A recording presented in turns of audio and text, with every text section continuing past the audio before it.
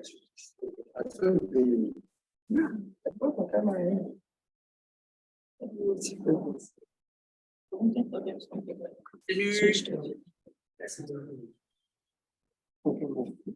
hi everyone. Hello. Hi. Good afternoon from Lagos, Nigeria. How are you doing today? We are good, and yourself? We're doing great too, thank you. So we're very glad to welcome you to this special session titled ReVAMP. ReVAMP simply means like making old things new, right? So of course we have our major upcycling experts here, Sam, but I'm just going to let us, do a round of introductions so that our online audience also can meet us, right? And please, this is a note to our online audience. Thank you for joining us. Please also drop your name, city, and country in the comment section, and the moderator there will share it with us. So may we start from you in Johannesburg? We'll do a round of introductions, your name, and how are you feeling today? And then we come down here as well. All right, cool. Shout out to you guys in Lagos. My name is Hector, and I am the South African portal curator. As I like to call myself, I'm the guardian, and we are here to connect, to revamp, and to explore sustainable fashion. And we're going to be learning more about it because we have people who are very much, informed and leading that part here in South Africa. These are some of the best upcycling and sustainable fashion founders. And I believe they'll do more justice in introducing themselves and talking about their work. It's nice. Okay, good day everybody from Niger. My name is Theo, and I'm just a visitor here for now, and I'm here to learn from you. So yeah. So hi, my name is Josh. I'm residing all the way in Johannesburg, and I run a sustainable fashion brand, which consists of fabric printed clothing and upcycling. Yes. Or the name of my business is Incasio Customs. That's what I call it. Nice to meet you. Hi. Afternoon, everyone. My name is Busto Zulu. I'm co-founder of a sustainable fashion brand called Swift Lab. And at Swift Lab, we use the intervention of art, design, and craft to prolong the lifespan of clothing items. Nice to Hi, meet everyone. you. My name is Colin Shoko. I'm the founder of Fashion Stitch. It's a company that specializes in clothing alterations, repair, and upcycling services. Hi, everyone. Nice to meet you. Hey, everyone. My name is Sam. I'm a multidisciplinary creative. I major practice in sustainable fashion design, which is finding alternative ways in revamping, regenerating, and upcycling pre-loved wares. And I also work with fine art. And today I'll be doing a workshop just to show you all the little techniques on how we can revamp old pre-loved wares. Nice to meet you, Sam. Nice to meet you. And Sam is the star of the session today. Okay, so we'll quickly do our own rounds of introduction here. Oh, by the way, we also have Kenewe Mangaya from Johannesburg, South Africa. From our online audience, we'll keep reading out the names as we get them. So we'll do our own round of introductions. My name is Ruth, and I'm the portal curator in Lagos, Nigeria. Lagos Portal is located in the University of Lagos. And today I feel pretty excited to be a part of this. And over to you. Okay, my name is Olamide Balogun, and I'm the visual artist that's going to be doing the work. I'm going to be customizing this jacket through upcycling, and I'm really excited about this too. Hi, my name is Abudam Lola. I'm a student of PGA, and I want to learn more on this. Thank you. Hi, my name is Olufemi Nyelwa. I'm a student of PG and I'm also part of the learning exercise. Hello, everyone. I am Oyade Balogu, and her big sis. I'm a student of the University of Lagos in creative arts. I'm a climate activist. I'm a business owner and I'm a writer. And I'm really excited to see what we do today. So yeah, it's nice to meet you all. Nice to Thank meet you you. too. Nice to meet you all. Okay, so we're just going to jump right into it. What we're doing today, like I said, is upcycling, right? But we know that this relates to climate action and climate change. And so we're just going to quickly do a round of going through our comments and answers to this question, which is our prompt for the month of April. And that says, what makes you feel hopeful? I mean, what makes you feel hopeful for the future? Or you could even answer it as, what experience have you had, or can you recall, or are you experiencing that makes you feel hopeful? Either for climate action, or for climate change, or for your community, or for the future as a whole. So where do we start from? Okay, so our online audience, the same question applies to you. We expect you to also share your comments, and we're going to read it out as we get it, right? So what makes you feel hopeful? What makes you hopeful for the future? What makes you hopeful for climate action and climate change? What makes you hopeful for the world at large? So should we start from here? Ayade? Many things make me hopeful. I think I've been in a session like this before, that they asked the same question, and I mentioned creativity. The ability for humans to create, to make things that are beautiful. It gives me hope that we can use those beautiful things to communicate, to express, and to show dangers of what's happening in our planet. Like, for example, what's happening today, the sustainable fashion stuff. The creativity that I hope to see today is going to teach the kids that are here, the people that are here, about sustainable fashion and how they can get more involved. So yeah, a major thing that gives me hope is the creativity, the power and the passion that humans have in creation. So yeah. Okay. So okay, so I think what I would say will make me hopeful will be generally when it comes to like creating publicity about climate change or climate action, because a lot of people don't know about it. Talk about being concerned about it. So like creating awareness and letting people like know more about to understand the importance of climate action. I think that's what makes me hopeful, the education. Oh, that's cool. So I think that our younger sister and brother here can relate to this. So would you share what makes you feel hopeful as well? Okay, I think what makes me feel hopeful is the fact that we create a lot, and I want to know more about the creation and how we can create other things. So yeah, I think that's it. What makes me hopeful is that we are helping our environment free from reducing waste. I think that's what makes me hopeful. Oh, that's a very nice outlook. What makes you feel hopeful? I'm just going to mention some people that have shared. Hi, I'm not sure, Ovie from Johannesburg. I'm not sure if I'm pronouncing your name right, but in our online audience, hi, made by Jan, and hello from Utrecht, Netherlands, Janek. I'm not sure, I'm so sorry if I'm getting your name wrong. So we're so glad to see you guys. Could you please share your answers in the comment section? What makes you feel hopeful? And we're going to read it out as well. So right now, over to you, Hector. What makes you feel hopeful on your end over there? Yeah. I think the guys here can start answering the question. I'll close it, but I'd like for them to start by sharing their thoughts first. Yeah, I'll go first. Okay. What makes me feel hopeful is young people taking charge, leading and coming up with solutions of the problems that we face every day. And obviously, because we're young, there's a lot of creativity that comes with it.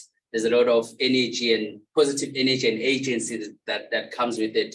But what really makes me hopeful is like platforms like this, where we get an opportunity to share these ideas across different countries and yeah, just young people leading the way, coming up with solutions and just taking action and bringing in those solutions for ourselves and for the planet. And also on one thing that's really important about that is that those solutions don't only are not only limited to taking care of the environment, but also they take care of the people that live, take care of the people in terms of creating opportunities for employment and making money while still balancing it off with helping the environment as well. So yeah, just young people taking action, coming up with ideas and implementing them and making sure that both the planet and the people are benefiting from it. Yeah.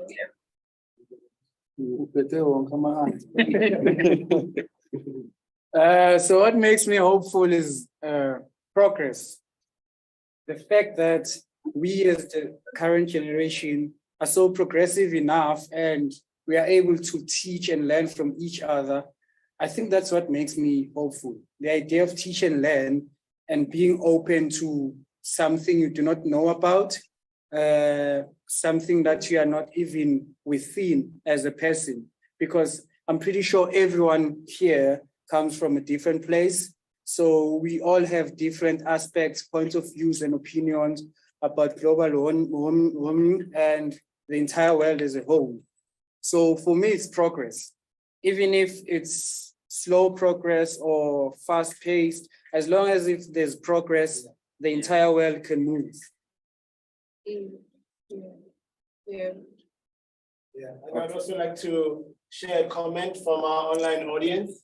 There is Kenedwe Malanya, who says, what makes, quote unquote, what makes me hopeful is knowing that there's a change makers and leaders out there such as ourselves who are committed to making a change in society in education for action. Shout out to Kenedwe for that comment.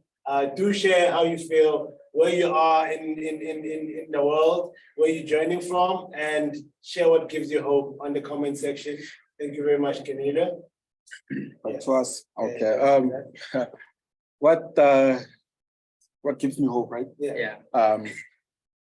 Actually, I would be saying it's cliche, but creativity gives me hope. The fact that we can create and our creation can like impact the next generation, the new generation, and it evokes a lot of feelings, emotions, and so forth. That gives me a lot of hope that one small creation can just impact a whole continent or a whole household. So yeah, that was what gives me hope. Very nice. Okay. As for me, what gives me hope is the power of youth and also art as a whole, I believe gives me hope, because the way I view it is that the world is damaged in so many ways. Art is kind of like therapy for it. It's kind of like a form of healing. And the cool thing is that art comes in various ways, such as music, painting, dancing, and fashion. I like to believe is a form of art. So yeah, also fashion, in a sense, can also like play a part in helping someone here or changing the world. So yeah. So it's really a beautiful, I'd say, process or progress, as my fellow creatives have mentioned. You know, for us to even be in this platform, I believe is a form of a revolution.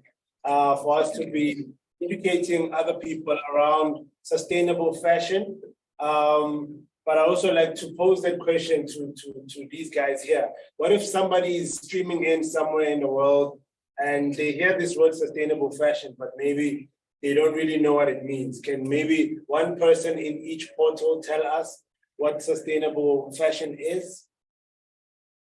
Anyone can start. Do you want to take it through? Yeah. So sustainable fashion to me is means that there's less clothing items that end up in landfills. So fashion is one of the biggest polluters in the world.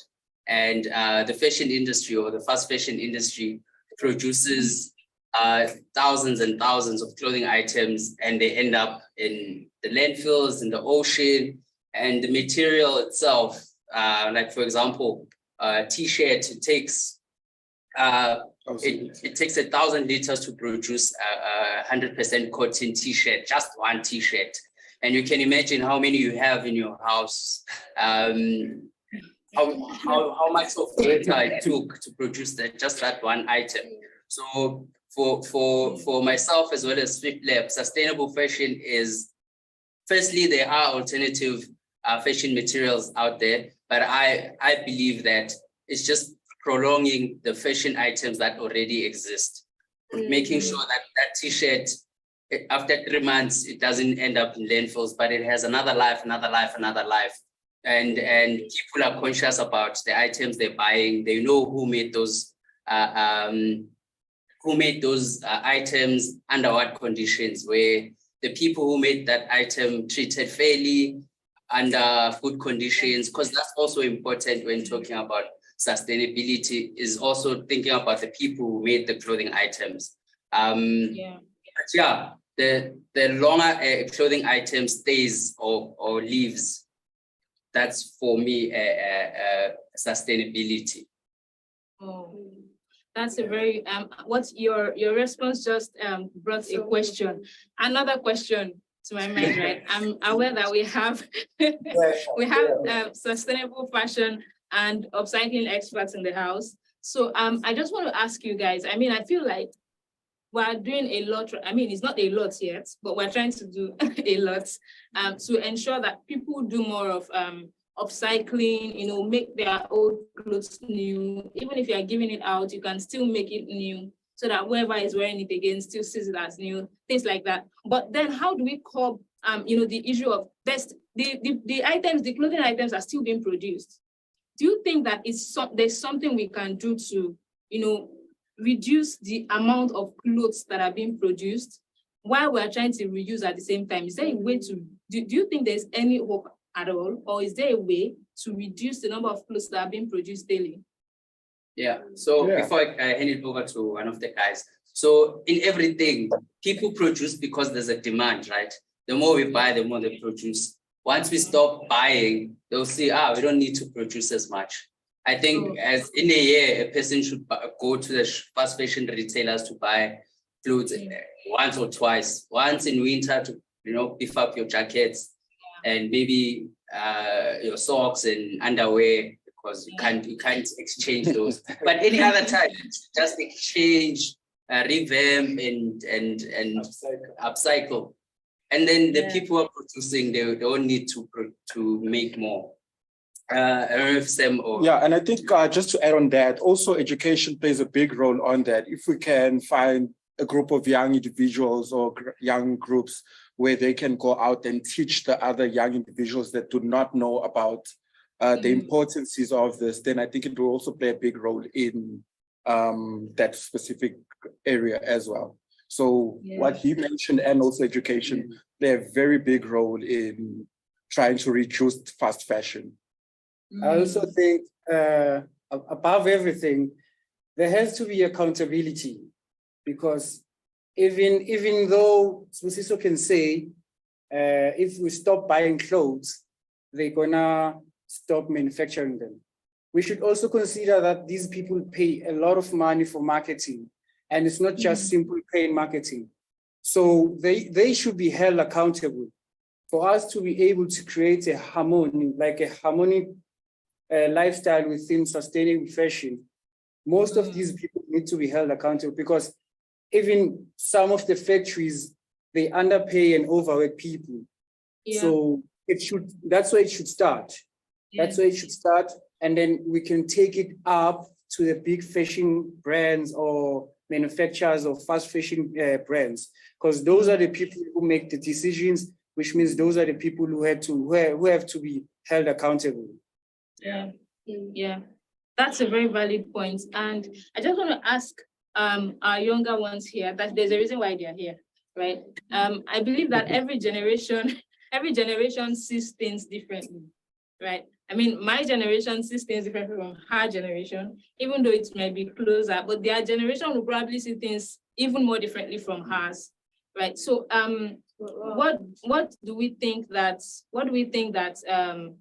you guys can do in your generation to reduce fast fashion. I mean, you can click on the internet and just get a clothes at the twinkle of an eye. Do you think there's anything that can be done to reduce fast fashion? Create awareness.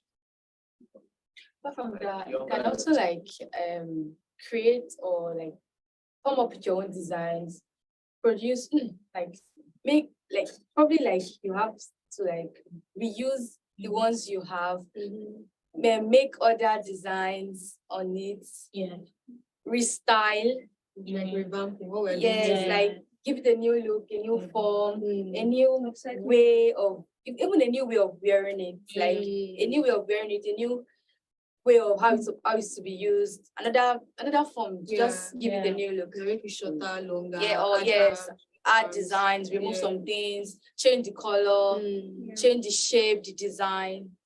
Yes. That's a big one. I work with at home. I work with a lot of teenagers, so I believe I should be able to see from their perspective. I think if we also promote it, because they tend to look at what the older people, what they do, they tend to want to emulate it. So if they see that this is what you do, you put it on and it makes sense on you, I think they would want to do that. It is stylish in nature, so they want to do something like that. So I believe if we are promoting it, the more. And even a lot more like you by example. Not even individual people, there are also people in the media like celebrities, influencers, influential people. What they do that. Everybody copies. Confidential. Yes. Exactly. So Creating my awareness. I think what Hector asked about was it Hector or was it, I think it was Ruth that asked about reducing how we can, if we can reduce the production of fast fashion. Yeah, I think that also applies to plastics pollution. You know, it's part of what we've been talking about a lot recently. In the spaces that have been, the climate activism spaces that have been, we mentioned that there needs to be more intentional action about like holding industries accountable in the amount of plastics they produce. They are producing way too much plastics, more than we can keep up. It's estimated that in the future there's going to be more plastics in the ocean than fish. Like that's crazy in the oceans of the world. So and it's potentially like the production is going to increase. So and if we are seeing, we keep talking about recycling, but the truth is we can't recycle our way out of the plastic problem that affects our climate. We actually have to stop. Yeah, we actually have to reduce, like greatly reduce the production. So when it comes to things like fast fashion, and also like plastics pollution, this is just general. This will be the general reduction of production. Yeah. No, thank you for that input. I would like to also read out a comment from our online audience. We've got the real OVA, who says, for me as an artist and producer of music, I get hope from the people I get feedback from. Whether it's good or bad, it helps build me and my craft at the end of the day. That's a comment coming on from our online audience. So if you are streaming at the comfort of your home, feel free to put those fire flame emojis, #GlobalWe, #sustainability, #fashion. That's the conversation that we're having now and the hope for the future. Also, we are, running out of time, but I just wanted to also share that we'll be having workshops going on throughout the whole day, led by both Johannesburg and Lagos.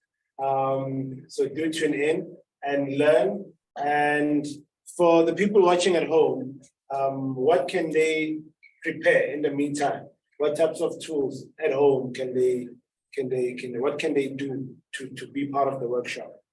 To customize a shirt or a tote bag. Okay. So what you're gonna need is any of your pre-loved wear, whether a t-shirt, a tote bag, a pants. Preferably, we're gonna play with markers today, but if you have paint, we'll play with some paint, stencil, scissor, and a needle and thread, just to play with some stitching and learn some new stitch techniques. Basically, that's it. Cool.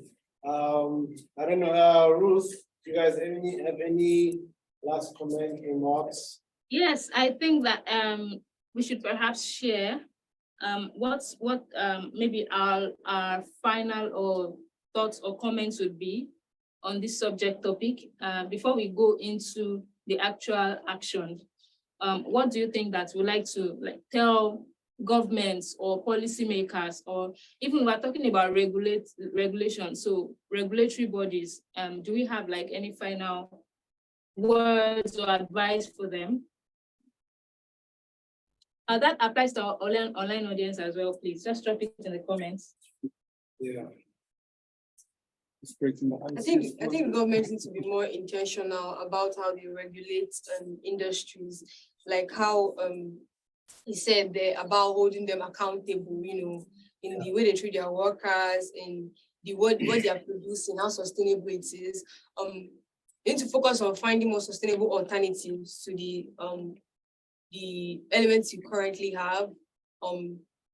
And that can only work when the government is more intentional, because there's only so much an individual can do. I could decide to be more sustainable in my fashion, but then, yeah, I don't know. It's just when it's coming from a higher body, it's just easier to, it's easier to be more effective than, because not everybody is going to see sustainable fashion as something that is important. Yeah. But if they see it as something they have to do, like a law, that so they exactly, it's not something that they can, that their opinions are holding such a say in it that much. Okay, this is something we have to do to protect our planet.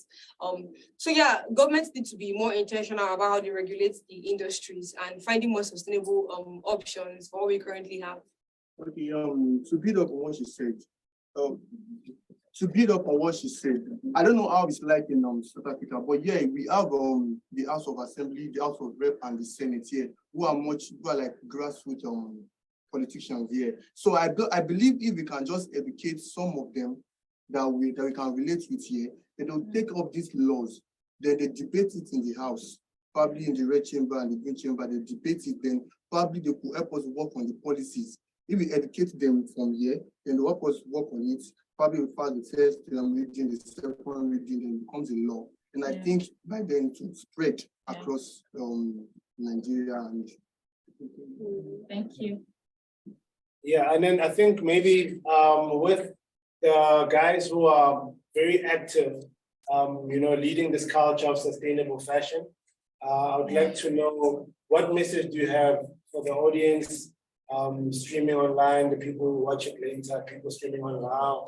Because a lot of them it's a learning opportunity right now. Like what would you guys like to tell the audience? Also, there's also people of the thrifting culture, and that's also a form of sustainable fashion as well. But yeah, I think what message do you guys have just to wrap it up? I think we don't need as much clothes as we think we do. That's what it's not even a matter of thinking. I definitely know.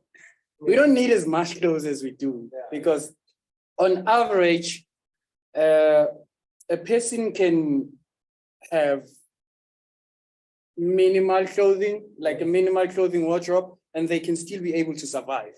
Because we all have, as long as you have staple pieces, and just one or two or three of those other extra pieces and stuff.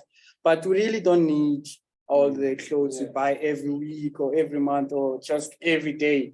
We don't need those, because you just buy something today, then you just wear it once and then you just throw it away. Because firstly, you bought it for a way cheaper price without considering who, the person who made that garment, how much did they get paid if you're buying it for that low price? And how much did they pay the person who was distributing, supplying, and everything? Because everyone needs to get paid, and everyone needs to get paid fairly. So for us, in order for us to create this green footprint, we just need to consider from a micro level that we don't really need all those many clothes. So what you're saying is there's a lot of wisdom from cartoon characters now. Yeah. That's what I love about cartoons, because they always wearing the same outfit. It kind of changes, but so just like me, I mean, I don't have a lot of clothes because I believe in uniforms. I believe in having maybe 2 white t-shirts, 2 black, just enough to get by. And then also you have to have those serious clothes, maybe like 2 suits and stuff, but you don't need 10 suits or 10 jackets. We all know the truth, but we just choose to avoid it at some point. Yeah. Another way that I can encourage everyone watching this, or people who want to be more conscious about their fashion, is what we call swap systems. Like we meet with a couple of friends, and then you bring clothes that you haven't worn in the last 6 months to a year or 2 years. Make sure they clean, obviously. You meet with friends in groups, and then you swap amongst each other. Imagine doing that every 4 months, just swapping, meeting more people. It's also a nice way of like being social inclusion and meeting new people, meeting with a couple of friends and swapping clothes. You can spend years without buying any clothes. But also going back to your question on how we can put pressure on policymakers and so on. I personally believe the fast fashion retailers and people in power, they're all concerned about making money. I mean, there's other organizations like Fashion Revolution and that put pressure on these fashion retailers to change the way they're doing things. But even though they try and like Nike could produce a sneaker made from plastic or whatever, but their main goal would forever be making money. And the people who can influence how they do things is the consumers, the people who buy. Because I think we have more power than the politicians. If we conscious about how we buy, where we buy, have more swaps, mend and stitch our own clothing items, that's how we're gonna get everyone else to follow suit and change how they do business. Yeah. Thank you so much for your input, everyone. This was like a very enlightening introduction to this session, and we are very glad to meet you all. So we're just going to say thank you to the Museum for the United Nations, of course, and our sponsors, Shared Studios, IKEA Foundation. Thank you for making this happen. Thank you for hosting the biggest and the largest climate conversation on Earth. And we are glad also to our participants that are part of this session. We hope that we go out there and put into action. Want to do less talk, more action. So we want to put into action those things we're talking about. So thank you, everyone. And we'll be saying bye now. Yeah. Bye. Bye.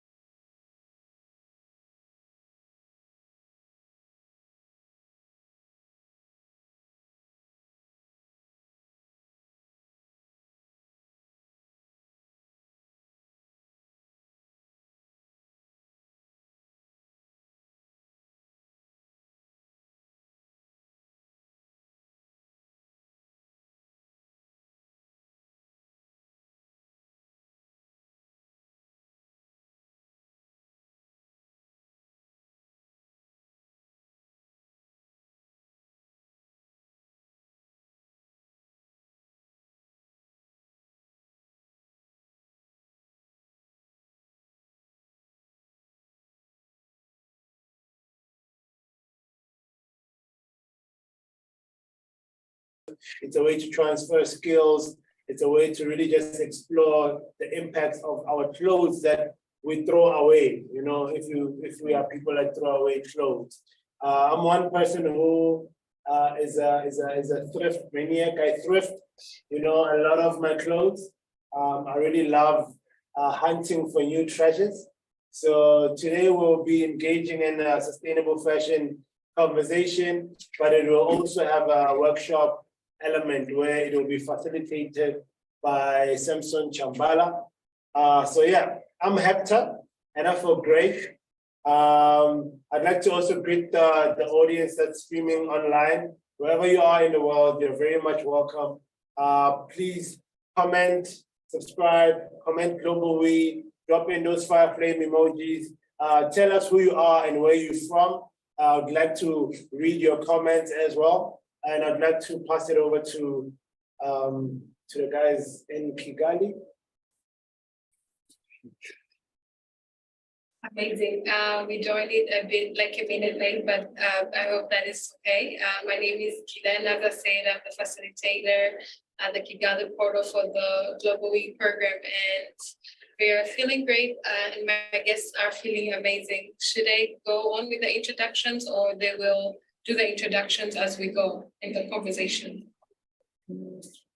Yeah, I think maybe as we go in the conversation, just to be conscious of time. And the guys in Bangalore, just introduce your portal, and then when a speaker is going to speak, you say your name, and then you will engage us on the prompt sentence for the month.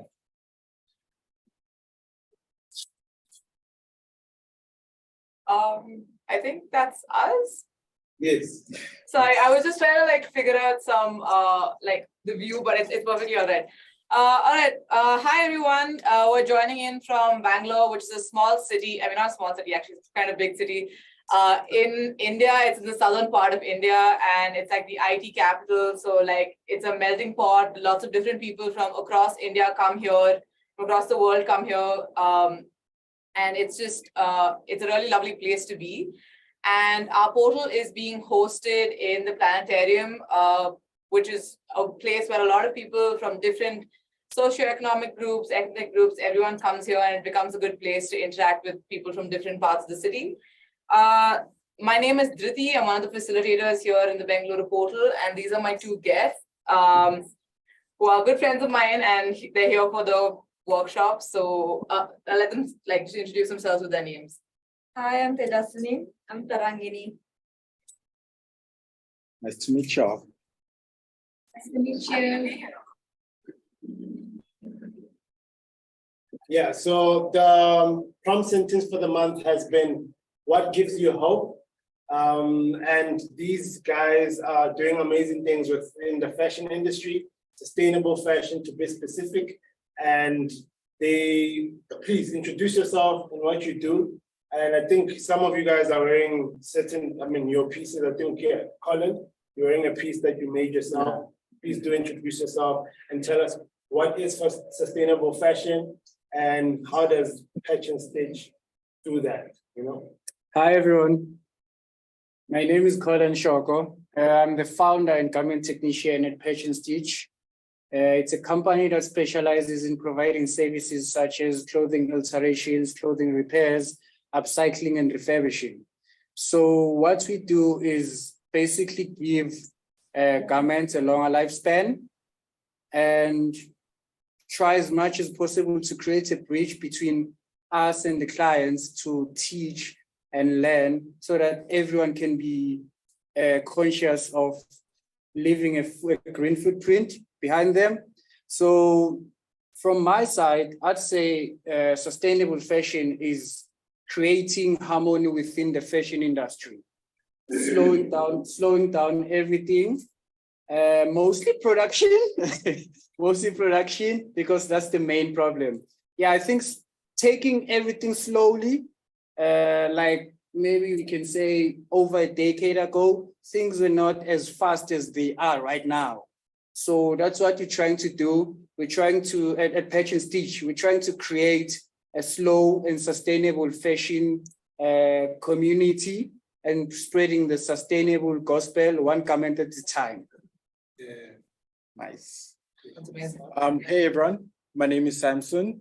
I'm a multidisciplinary creative. I majorly practice in sustainable fashion. I find alternative ways in recreating, refining, and upcycling pre-loved wares and bringing them back to the shelves, as well as targeting landfill and fast fashion through my body of works and crafts. What are we going to be doing today? Today we'll be doing a workshop whereby I will just be showing out some basic techniques you can use on a day-to-day basis. Techniques such as paint, stitch works, and patchworks, where everyone can do it in their own household and in their comfort of their couches and so forth. What do they need to have inside? So what you'll need to have is a garment with a t-shirt, pants, tote bag, paint, obviously. What else? Markers, as I keep forgetting. Markers and yeah. Yes, we have those. Here we have even the t-shirts. Yeah.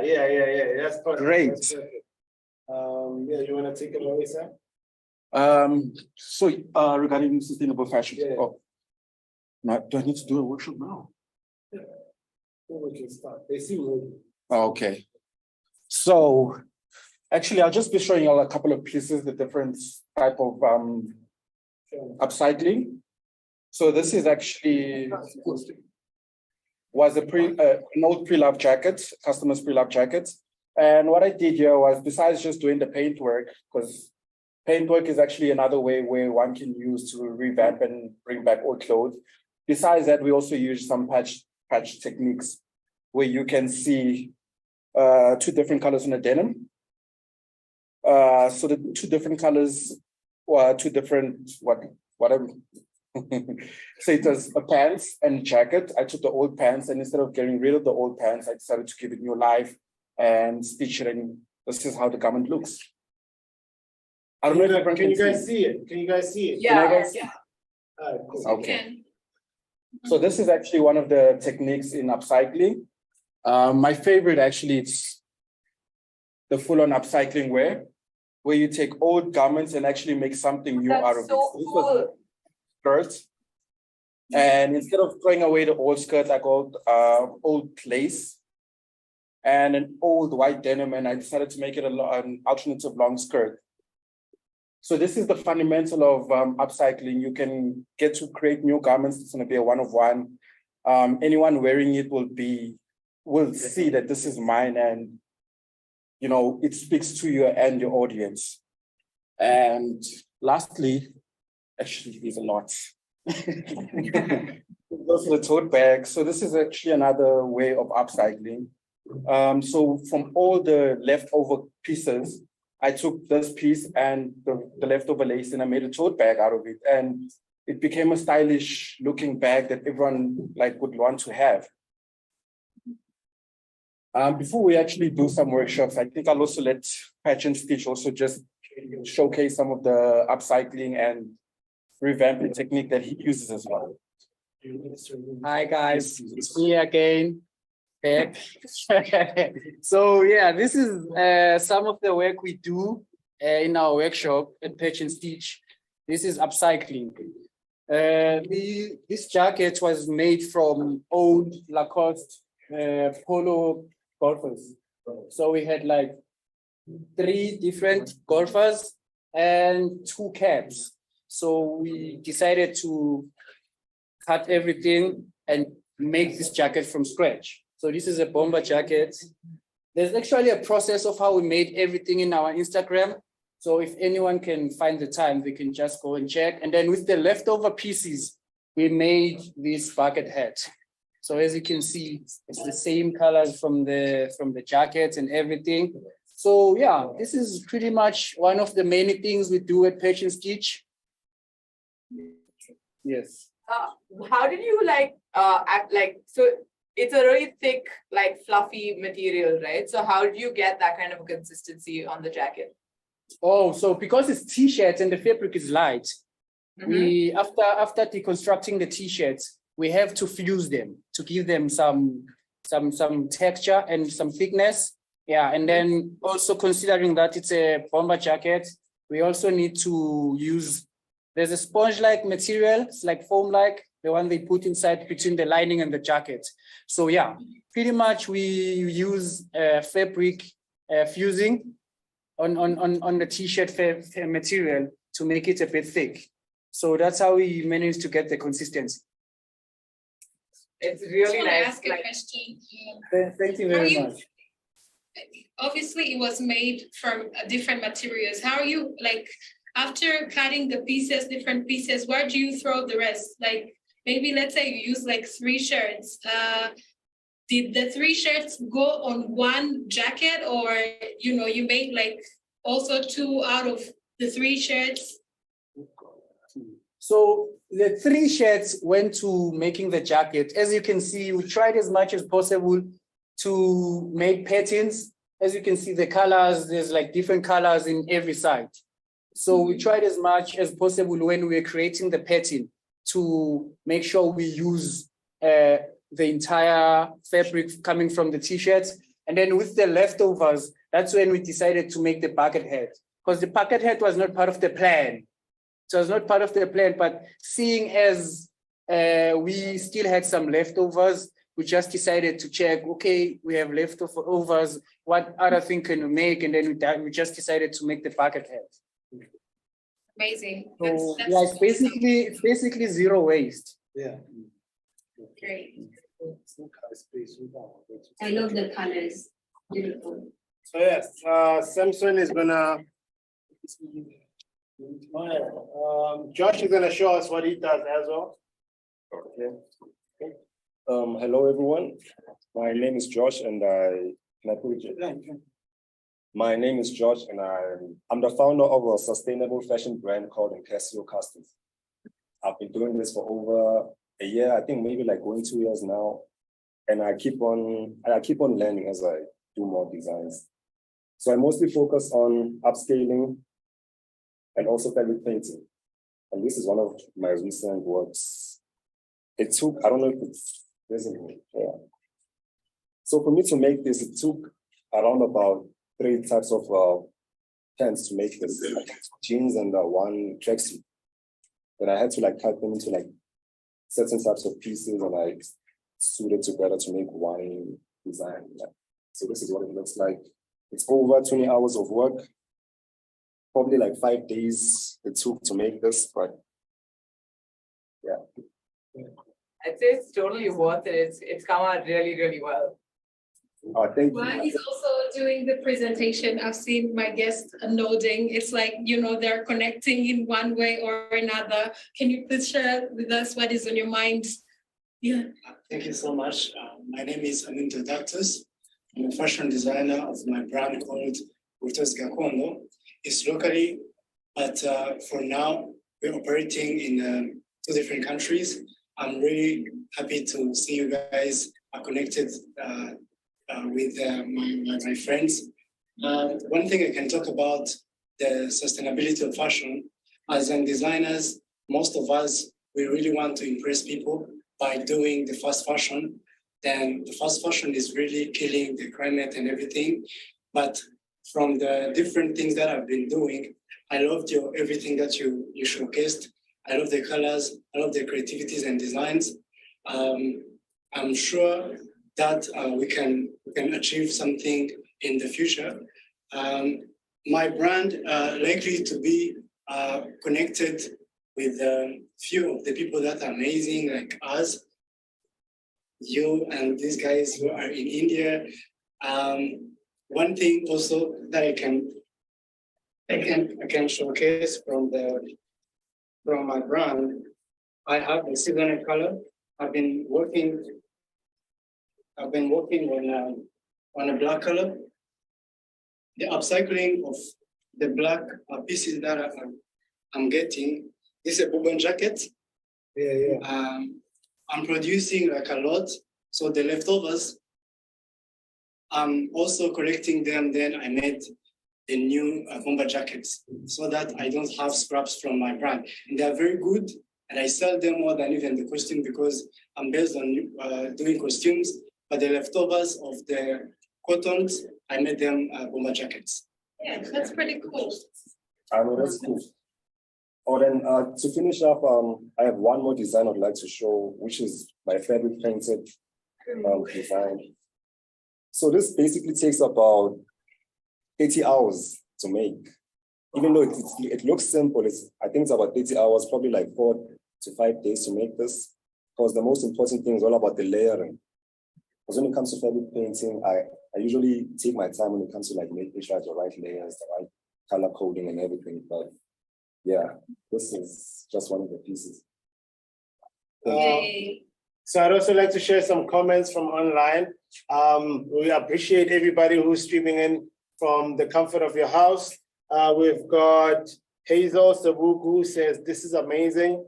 We've got Jade who also commented, this is awesome. So yeah, everybody around the world, we can all be conscious and cultivate sustainable fashion and support different designers and creatives when they are presenting their slow fashion, unlike going in and buying fast fashions. So now Samson is going to just demonstrate a basic workshop on how to upcycle or customize your clothing. Yeah, you can take it away, bro. Hey everyone, once again. So today I'll just be showing just the basic technique you can use on a day-to-day basis. For instance, here I was actually just working on the global wear jacket. I don't know if everyone can see. Dude, that's awesome. Yeah, so it was just a plain jacket, and obviously it was just to give it new life. It was also thrifted. I did a lot of thrifted wear, whereby I buy old pre-loved garments and then find ways in revamping it. So what? Are you embroidering that, or are you using like markers for that? Pardon? Are you embroidering that, or are you using markers? No, so today I'm actually using stencils and paint and spray paint. So yeah, so I just got a stencil of a rose. I don't think we can all make a stencil right now, but we can just make a stencil of the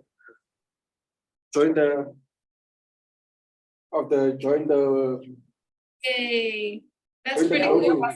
Ready. We also have the stencil here. We have the stencil, we have the t-shirts, we have the markers. If you can take us along with you doing the exercise, we'd love that. Awesome. So I think first thing we got to do is make sure we prepare all our materials that we will need. I will need this. I'm sure that they didn't say we should get that, but in terms of spray is very important because that's how we get to stick our stencils to the garment. And it does not damage the garment, and actually it's actually very good for your garment. I'll be using spray paint.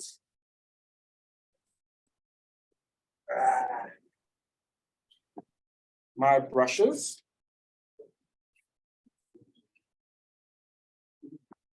Where do you place my You have to have something inside so that it doesn't get mixed. Do you have a pepper like this one? Yeah, just pepper, any pepper. We need something there.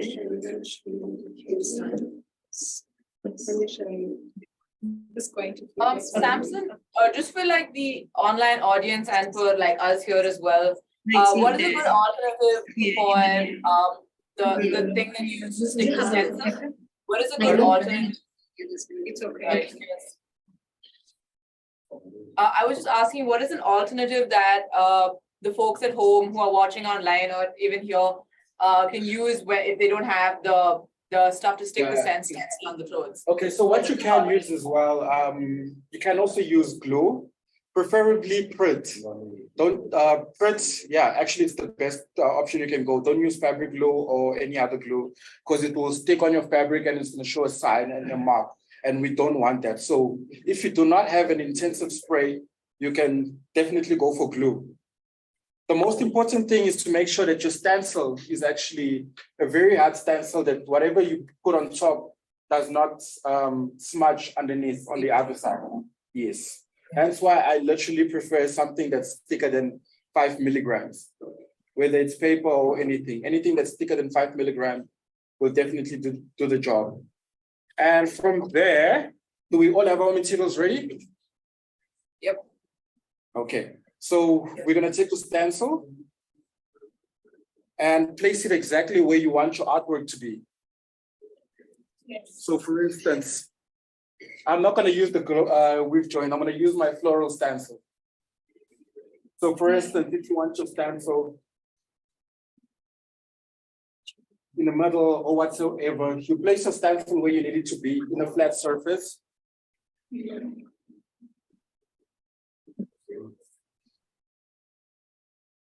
And then since most, pardon?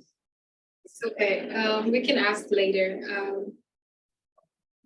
Okay, since most of us don't have intentional spray, we can just press our stencil down and then trace over the letterheads. We're making do with tape today because that's our closest alternative to sticky glue. No problem. So preferably if you're using any other color besides white, always prime your what you call this? Your material. For instance, if you're using a blue denim or black denim, always prime it with white color. Going to be a global weave. Okay. It's going to be 110. We can use that. So while you were doing your presentation, I've seen one of my guests maybe wanting to ask you a question. Welcome, Tony, to ask you just a question that he is curious to know about. To me, it's more of feedback, a compliment. You know, as I'm looking at your pieces down there in Joburg, I feel like my outfit is shit right now. I feel like, can you actually deliver those, man? I love the jackets.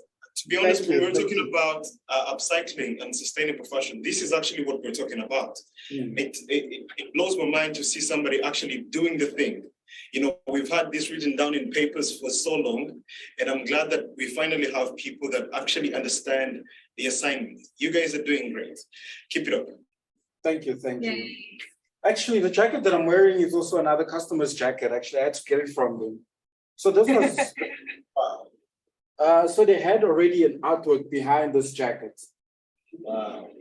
So behind this whole artwork here, there was already an artwork, and the customer was not happy with the artwork that was actually behind the jacket because firstly, it was low quality material, and it was done unprofessionally. So he had asked just to revamp the jacket and like give it new life, and actually also use his brand to be more involved in the jacket. So what I did is, since the jacket already had the patch going on, I decided to put my own patches, but inverted. That's why you'll see the distressed material coming out, and then paint on top of the patterns and the panels. And this is how the jacket now looks after the whole works. So this practically, it's actually all different material from off-cut jeans, and now was reused on something else. Yeah, going back to our online family on the YouTube, that dropped a comment section saying, someone called Bones Match said, it's amazing what you can create using bits and pieces of old materials. So how did you guys cut those pieces? That's a question for the artist. You can answer that, Sam, or someone in the fashion can help you. Maybe Jamima can help you answer the way you cut the pieces. Okay, usually what I do is I trace most of the images on a white paper, then I cut it with my craft knife. Oh, I usually cut it with the craft knife because it's the sharpest blade, and you can use this edge to cut fine detailed words. So I usually use a craft knife and any sharp blade that can go through this and make it a fine detailed works. And then from there, you just use your spray, your intensive spray to stick it onto this, and then I think I'm gonna have to do that outside.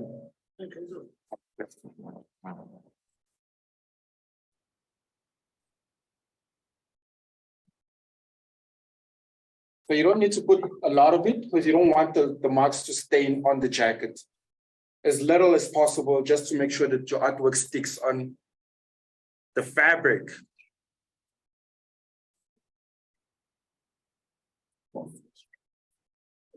What spray is it? Intensive spray. So it's like a glue spray where you can use to stick fabric, paper, and anything. It's a very good spray because it doesn't damage your fabric. And then what are the safety measures one needs to take when, doing, because there's a blade and. Firstly, if you're working with spray paints or spray especially, you always need to have a gas mask. I think that's something amazing. You always need to make sure you have a gas mask because of inhalation. Always make sure that there's water for any sudden hiccups. For instance, if a paint smudges or anything smudges, if you have a clean brush and water, you can always wipe that and then use that as a intentional works. And yeah, actually water is very important when creating this, because if anything gets messed up, you need to put it in water to dilute anything. And then anybody from I feel like it is very saddening how they use 1,000 liters to produce only one t-shirt, and I would like to let Sam know that maybe while we're having the workshop go on, he can as well tell us his social media handles so that we can also check him out and support him as a sustainable fashion house that he has. Yeah. No, definitely. He will share his social media details. But anybody else as well streaming from home online, if you have any questions about the workshop and how to go about it, please do put it in the comment section, and then I'll read out your comment or your question. If you just want to shout us out, just comment Global Week in the comment section. Thank you. Any color, small. Yeah, it's fine. I just need to protect this. Okay, so once you've used your intensive spray, actually, this is how the piece would look.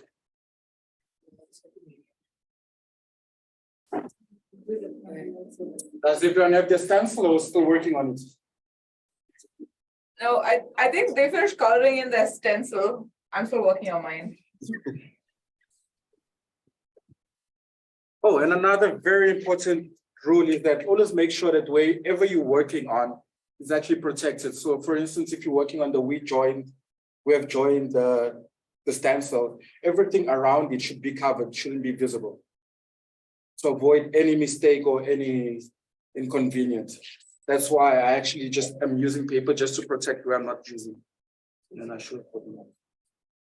Do you think you have any spare paper? You need more? Yeah. Even disposable one which you're not going to use. Actually, you should. Also, JT, I wanted to ask a question because these things are recycled, and most of the times people look down on them. They're like, oh, I cannot put on a cloth that came out of some other old clothes. Do you think that in your country they support the fashion even when it was made by indigenous people? Do you think they support that? Do you think they buy that? I think there's two aspects to the question. I'll let my guests answer, and I'll add on if they're not thinking the same thing I'm thinking. But I think there's a section of people that does. The section of people that also looks out for sustainable fashion as well as more indigenous fashion, as you said. But there's also a larger group that doesn't. Yeah. And just to add, I think culturally we have a lot of textiles that are very popular in different parts of India, like hand woven, handloom, material. And handcraft, handcraft. So it's quite popular. Like each region of India has certain things that are indigenous to that area. Like we have a place now about 100 kilometers from Bangalore called Kanjivaram, and the saris from there are very, very popular and they're famous. Yeah, silk saris. Samsung, we have one more question for you. Yes, someone asked from the audience, Bongs again has asked, which type of paints are you guys using, and does it wash off, and what type of texture? I'm not sure about the second part of the question, but I think you can answer the first part of the question. Okay, so preferably you should use fabric paint. Reason why fabric paint is because it sticks to your fabric and you can wash it countless times. If you use acrylics, the normal acrylics paint, you always need to conceal your paint with the deco varnish. So with fabric paint, you don't necessarily need to conceal it, but it is important. So fabric paint, spray paint, and vinyl print are actually very good for any material. I'm actually using denim. So I'm going to be using a lot of spray paint because spray paint actually speaks a lot with denim and it just pops out the fabric itself. Yeah. I would also like to maybe ask, these people are in the fashion industry, so they know better than me. Well, how do you think fashion industry is doing in terms of creating sustainable fashion and also protecting the environment? And like, you know, what do you think is happening in the Rwandan fashion industry? I would say that it's new, but a lot of people are trying to understand it by educating themselves and also using like the second-hand clothes by, you know, recycling different things like jeans. So, but I would say that it's also not something new in Rwanda, but then maybe people didn't really know that it was a way of protecting the environment. But now with the awareness, with a lot of campaigns that are going on, it's something that people are understanding and practicing more. So I would say that it's growing. It's growing, and people are adopting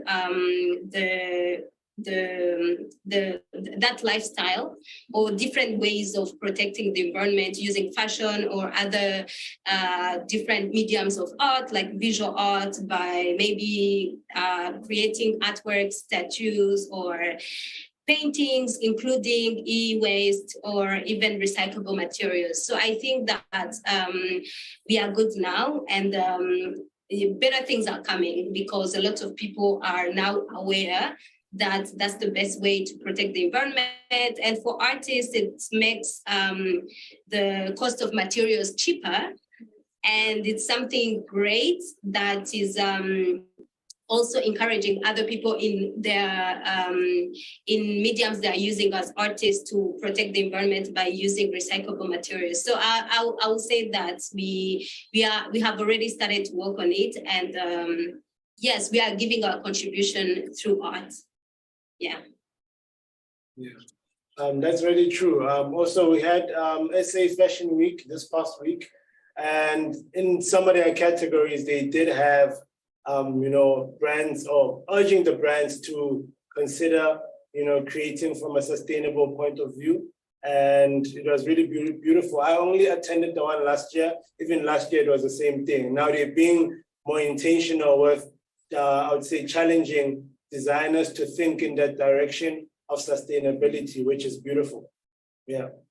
Just to add on that also, I think also a lot of brands, especially fashion designers, they're actually working a lot with sustainability because now, especially in Africa, it's becoming a very vast industry whereby you take old clothes and revamping it. So the more fashion brands that are leading, like Tebe Magugu, if they can keep doing what they're doing with sustainability, it's also going to play a very big role in the fashion industry. So, yeah. Yeah, I think just to add, I think in India as well, like wedding time is like a very wasteful time in terms of like clothing. Like people are always buying a lot of clothes for the wedding, especially for the bride.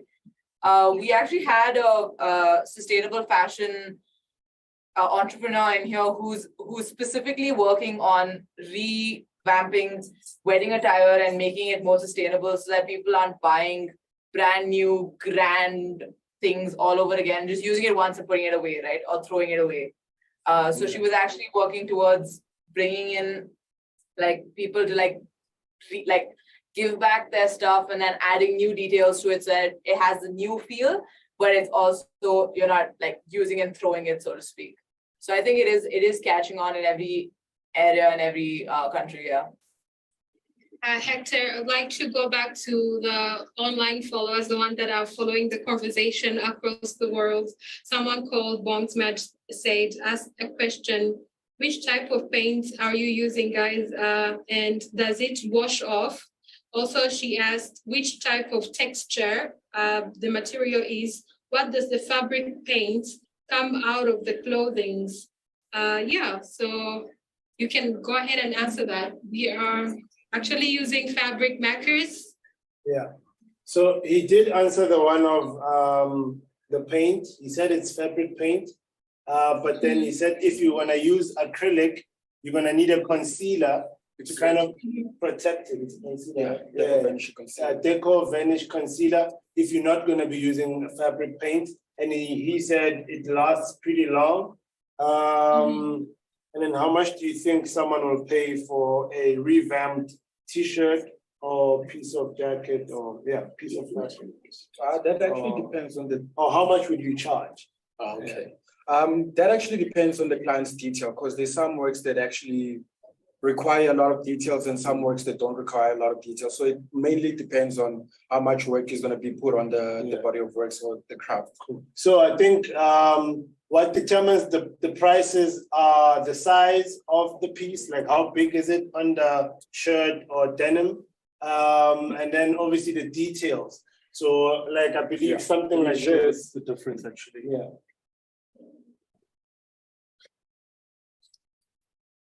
So something like this, which has different denims stitched together, and then the dragon with the details, I think took more hours to make. And then compared to this one, where he just did a splatter technique on different parts of the jacket. This is more of a simpler execution. Didn't require, okay, in terms of hours, how much did this one take? How much did this one take? So this actually just took me 4 hours. Okay. And this took me 2 to 3 days. 2 to 3 days, this one 4 hours, and then you'd pay more for this one, unlike this one.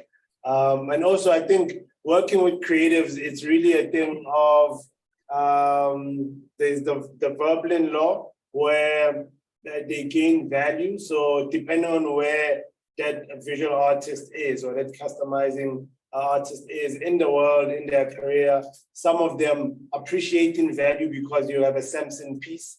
So it really is different scenarios or approaches in regards to prices. So now what are we doing now, sir? So we just putting the stencil and then they were painting using markers. We're just gonna use spray paint. Okay. So I was just waiting to see how far they would go with that because what I need is just. What does it look like that side, guys? I like how. Okay, so she's gone crazy and she's done it on two sides of her pan. Okay. So she's already drawn it, and I drawn it on my arm. Yeah. And I have also made on my other one as well. Beautiful. That's cool. Yeah. That's really beautiful. Just one last thing I want to ask to my guests, because, for your own information, second-hand clothes in Rwanda have been banned. And I don't know how Tony feels about it because, everyone was a consumer of second-hand clothes. And that is also a factor that is not necessarily supporting sustainable fashion. And how do you feel about that? Well, after looking at everything that we have just experienced now, my feelings are not so good about not being able to have that take place here. But however, I think it was banned due to the fact that it was not sustainable in a way that, it was not climate friendly, right? Even when we look at the city that we have now, the cleanliness, that's why we had that policy in place.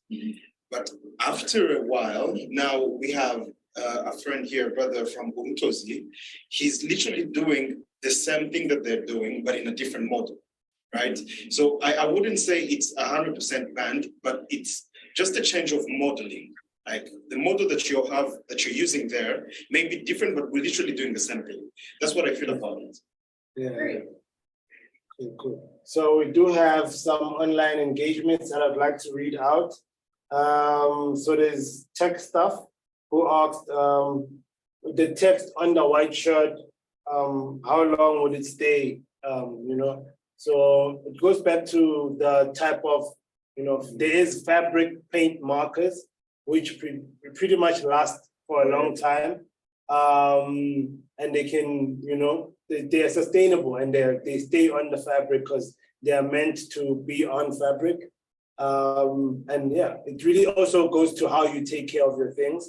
So that's also something to keep in mind. Just because something can last long permanently, but if you're abusing it and you're always washing it and bleaching it, it can get, damaged unless you're being creative and intentional with it. But yeah, it's a fabric paint marker, so it does last long. And what Sam is doing here, he's gonna use a spray and he's gonna put a concealer that will help in strengthening the durability of the paint. Yeah. I just also answer the marker in the white t-shirt. Actually, it's for t-shirts, preferably you should use markers because they last forever and they'll not damage your t-shirt. You do not need to conceal. You just need your permanent marker, do your artworks, and that's it. Now, if you're using fabric paint or anything other than a marker, you'll always need a deco vanish. But if it's a marker, it's going to last forever if it's on a t-shirt. Yeah. I saw a comment from the real OVA who's asking if are you guys selling the clothes? So all the guests, the guys I brought in South Africa have sustainable fashion brands. So they do upcycle and sell their garments. I see even you guys outside in Rwanda, there's fashion designers who I believe sell their clothes. So I think that the ultimate goal is creating a sustainable fashion industry. And hence we're also having this workshop so that other people could be exposed to how to prolong your clothing items.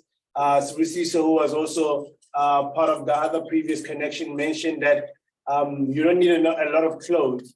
You could also, in your community, host swapping social events. Like if I have 20 clothes and my other friend has 20 clothes, but then there's 5 that I don't wear, we could be a community of people and we could swap the clothes around.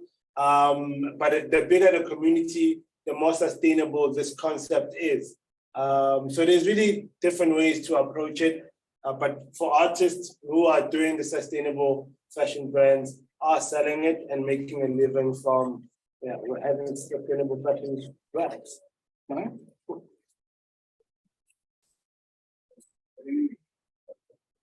So basically, I'm not spraying directly at it. I'm giving a little distance just so it spreads everywhere and it doesn't smudge underneath the fabric.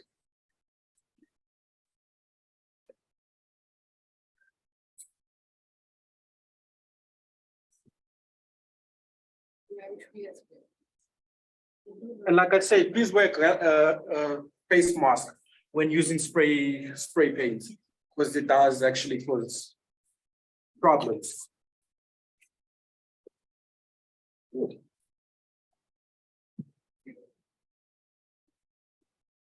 And this is how it can. I wish we had spray paints here. Looks amazing. So the part that was spray painted, the red parts actually do not need concealer. The only parts that will need concealer are those parts. Reason being is because I used acrylic paint and I needed to last for a very long time. So the spray paint will actually conceal it, actually wash it. It's going to look faded and more detailed. Okay. So there are different approaches to having customized clothing. For today's session, we just did something very minimal with stuff that people can get anywhere. But I know the guys in Lagos are doing a workshop with screen prints, and that is a bit more skilled type of technique. And you can also do research on screen printing, how to create your own screen, use a stencil. But obviously that needs you to know what you're doing. But you can find anything on YouTube. I'm sure there's other sustainable methods you could find online. Just do your research and create a community around you of people who support sustainable fashion. Yeah. I don't need to do everything now. Because I'm still gonna add some later stuff. Yeah. Yeah, I can just do big stuff in the next. So I would also like to remind our online audience that we will, of course, write the social media platforms of all these artists, amazing artists and amazing fashionistas in the description notes on the YouTube. Yeah. So Sam can share his handle for you guys to follow him. Yeah, I'll definitely do that. Should I share it now? Yeah, just spell it out. Okay, it's SAMSON, then CRISOTOA. Okay, let me just. Nobody knows the Instagram handle. I told him that he has an exotic handle. He needs to, That's take it down a notch. The surname. He also wants to share with us his social media platform so that people can look him up. Thank you. Instagram official account of my brand is URUTOZ. Sorry, can you repeat?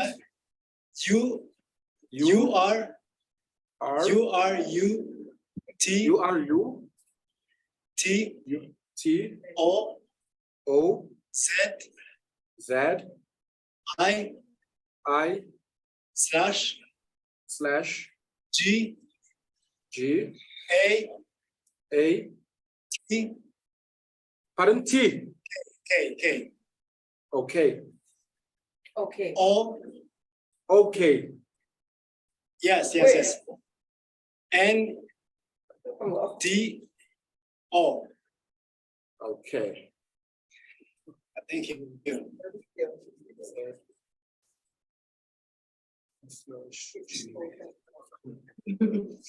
Okay, so mine is actually just my name. It's Samson, SAMSON.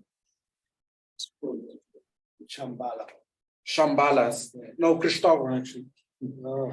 Yeah. SAMSON, Christopher, CRISTOVAO. Yeah. And I think just before I finish, I'm just gonna also just show y'all a little stitch technique where you can also use on a day-to-day basics. I'm actually gonna be using leather on the same garment. So what you will need is a sharp scissor. Here's the scissor. Thank you. Your ruler, and measure where you want your words to go.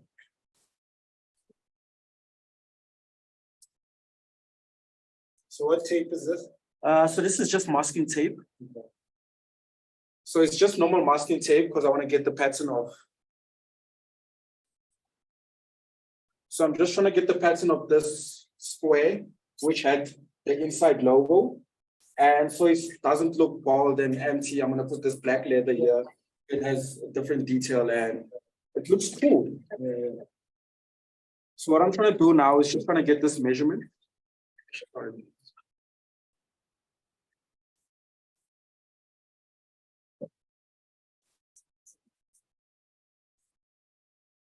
Yeah.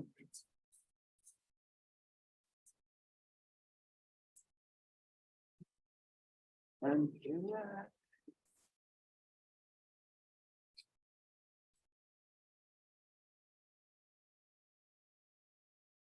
Also, we're almost close to the end of our session. Everybody streaming online, we're highly grateful you could join us. If you have any last questions, any feedback on the workshop, on how was it, the experience. Also, you can share where you are joining from, your location or your city or your country. Yeah, then I'll shout you out. I'll read the comments right now. Okay, then.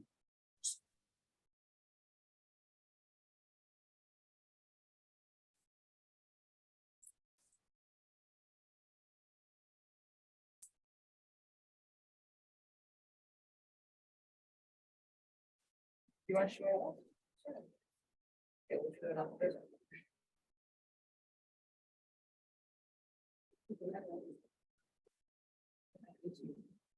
Come on, hang. Try went crazy.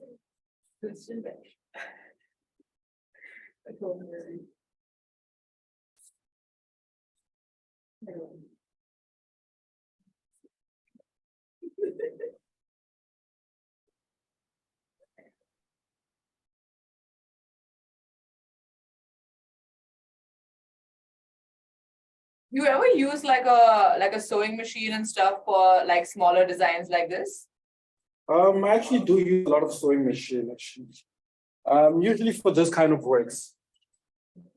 When it comes to the full-on upcycling, how to revamp a garment and destroy it and bring it back to life. This I need a whole entire machine because I need to stitch the lace to the lining to the skirt, and also for the patchworks at the back, I do need a machine. Most of the stitching works, I do not like to use hand unless it's the minimal, like for instance, this. Yeah. That's when I can use my hand stitch and all that. Okay. Thanks. But machineries do come in hand a lot, especially if you're working in a bigger scale of upcycling, like patch and works. It's patch and stitch. Patch and stitch. Yeah. They need a lot of machinery works because most of the garments need to be destroyed to be reconstructed again. So I don't necessarily need to destroy the whole garment. I destroy half of the garment and then reconstruct it from there. Exactly. And then you just need your thread, your wool, your needle, thread. So Bongs Marges commented that he likes how you guys design your clothes. I think it's very cool. I also think it's very cool. Shout out to you, Bongs. You're like the MVP of the comment section, man. We're loving it. We're loving it.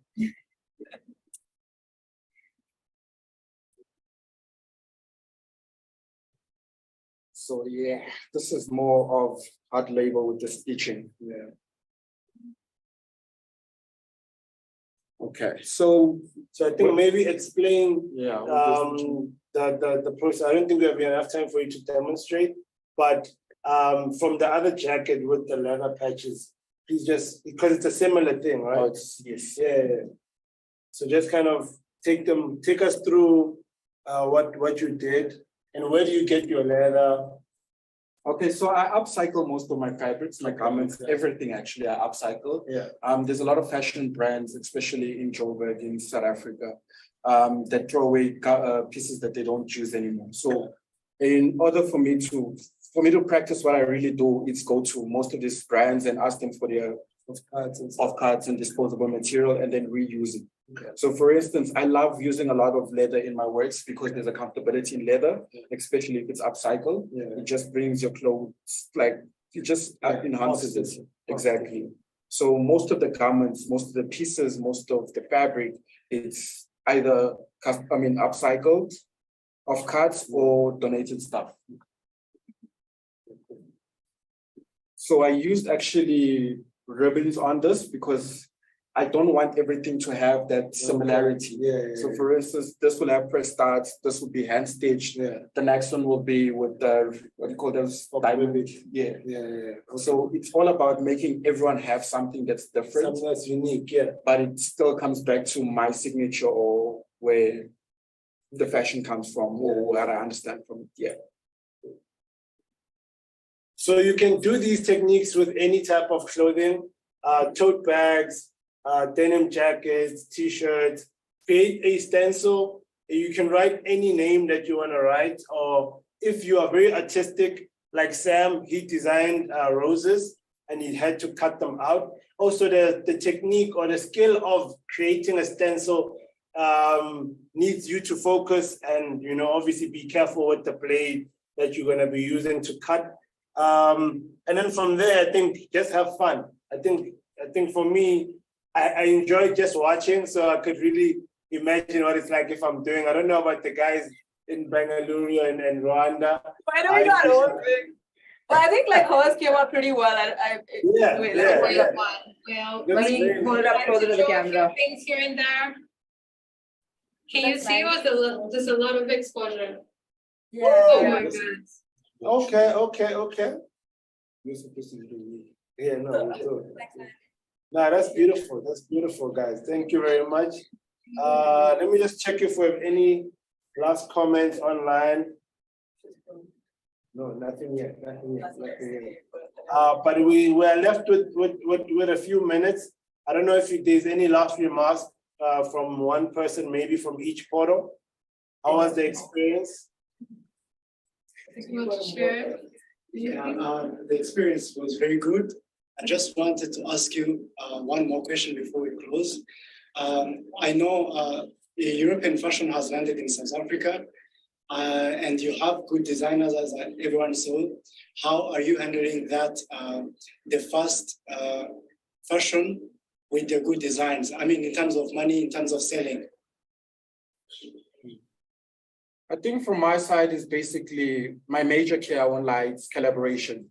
I love working a lot with other creatives because they enhance the creative side that I actually did not know I had. So mainly it goes back to collaboration. If I have brands like Swift Lab, brands like Exclusified that like to collaborate with me and ask me to create something, it just gets a creative juice flowing, and it actually it takes me away from looking at other artists, what they're doing, and puts me more in a space whereby, what do I do that can make this garment interlink with the client itself? Yeah. So it goes back to engaging with your client, try and figure out who he or she is, and try and make a piece that links with them. Yeah. And then also just to add to that, I think one of the underrated, I would say, superpowers we all have is our own individual stories. So what makes me special is my story. What makes Sam special is his story, his journey. So I think that's one thing that there's no competition for. If one is very intentional and authentic in who they are and why they do what they do and how they do what they do, that's something that cannot be bought. And that's something that brings value to you as a brand or as an individual in society, as a creative, as an entrepreneur. I believe the story you tell really plays a huge role in how you connect with people better. I don't know if there's anything else or just to add on that, I think also the fact that we're in a diverse country like South Africa, it makes it way easier to get creative juice because we have a lot of different cultures, different backgrounds. So it's easier for someone to come and be like, yo, I want the print of my tribe, I want the garment with my tribe print in it. It creates more creative juice and diversity in the work. So yeah. So we have come to the end of our session. This was a lot of fun. I'd like to also thank the people that made it possible, Shared Studios, the Museum of the United Nations, MIT Foundation, IKEA. It really has been an awesome experience to be able to share and connect and bring such amazing creatives who are pioneering a revolution in sustainable fashion. And I get to be a part of it. We all get to be a part of it. Why? Because a global me is a global we, as the campaign that we are representing right now. So yeah, I think I'm gonna get that on a shirt. A global we is a global me, or a global me is a global we. So yeah, thank you very much. And it's all love. I would like to mention that to keep up with us, you can check us out by signing up to be in the nearest portal at www.museumfortheun, and you can email us on info@museumfortheun.org. You can look us up and slide into our DMs on all social media platforms by writing in Museum for the UN, and it was fun. Yay! Thank you, Hector. Bye. Thank you, Dichi. Thank you, Samson. Thank you, Hector, for hosting us. Bye. Bye. Bye.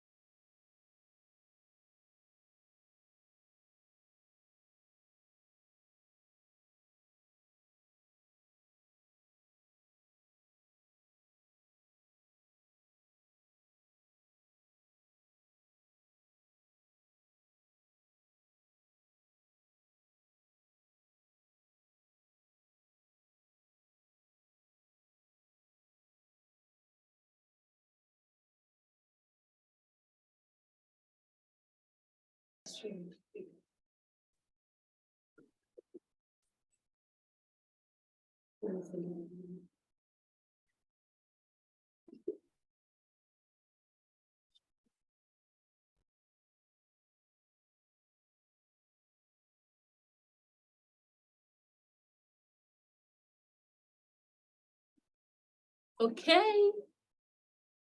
Hello, everyone. Very glad to have you here today. So my name is Ruth, and we're just going to do a quick round of introductions here before we jump into it. My name is Ruth, and I am the portal curator in the Lagos portal. Lagos portal is located in the University of Lagos, Nigeria, and I feel excited to be here today. And I will let my guests introduce themselves. I have a very, how will I say it, a very balanced diet. I have a climate activist, I have a sustainable fashion expert, and I have a construction expert. So, okay, who is starting? Would you start? Okay. Hello, guys. My name is Rita McDonald. I am a textile designer and the creative director of a tie-dye clothing brand, ReVAMP by Rita McDonald, based in Lagos, Nigeria. Thank you. Hi, my name is Chizoba Iziako. I'm a climate educationist and also a clean energy expert, and I'm the founder of Climate Technology Solutions. I also work with various institutions to design knowledge and capacity building webinars. Thank you.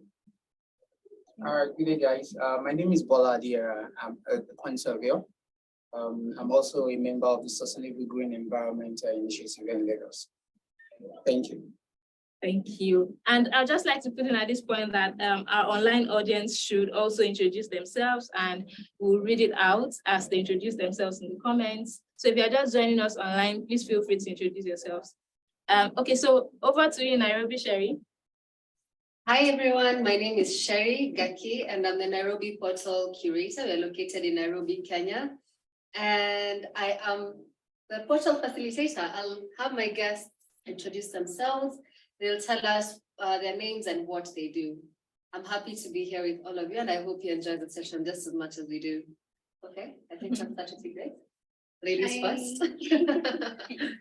Hi everyone, I'm Grace. I'm the social media marketer for Impact Hub. Nice to meet you all. Nice to meet you. Hey guys, my name is Simba. I am a business development lead at Honeycoin. Nice to be here. Nice to meet you, Simba. Great, that's it for me and my team over in Nairobi. I think we can go over to Copenhagen and have them introduce themselves. Happy to meet you all. We joined here from the Copenhagen portal. I am the facilitator here in Copenhagen. My name is Frederick, and I'm really pleased to be here today. So happy that this is happening and we're sharing important knowledge. And I'm really happy to have my guest today. If you could introduce yourself and how you connected to what we do today. Hi, my name is Noelia.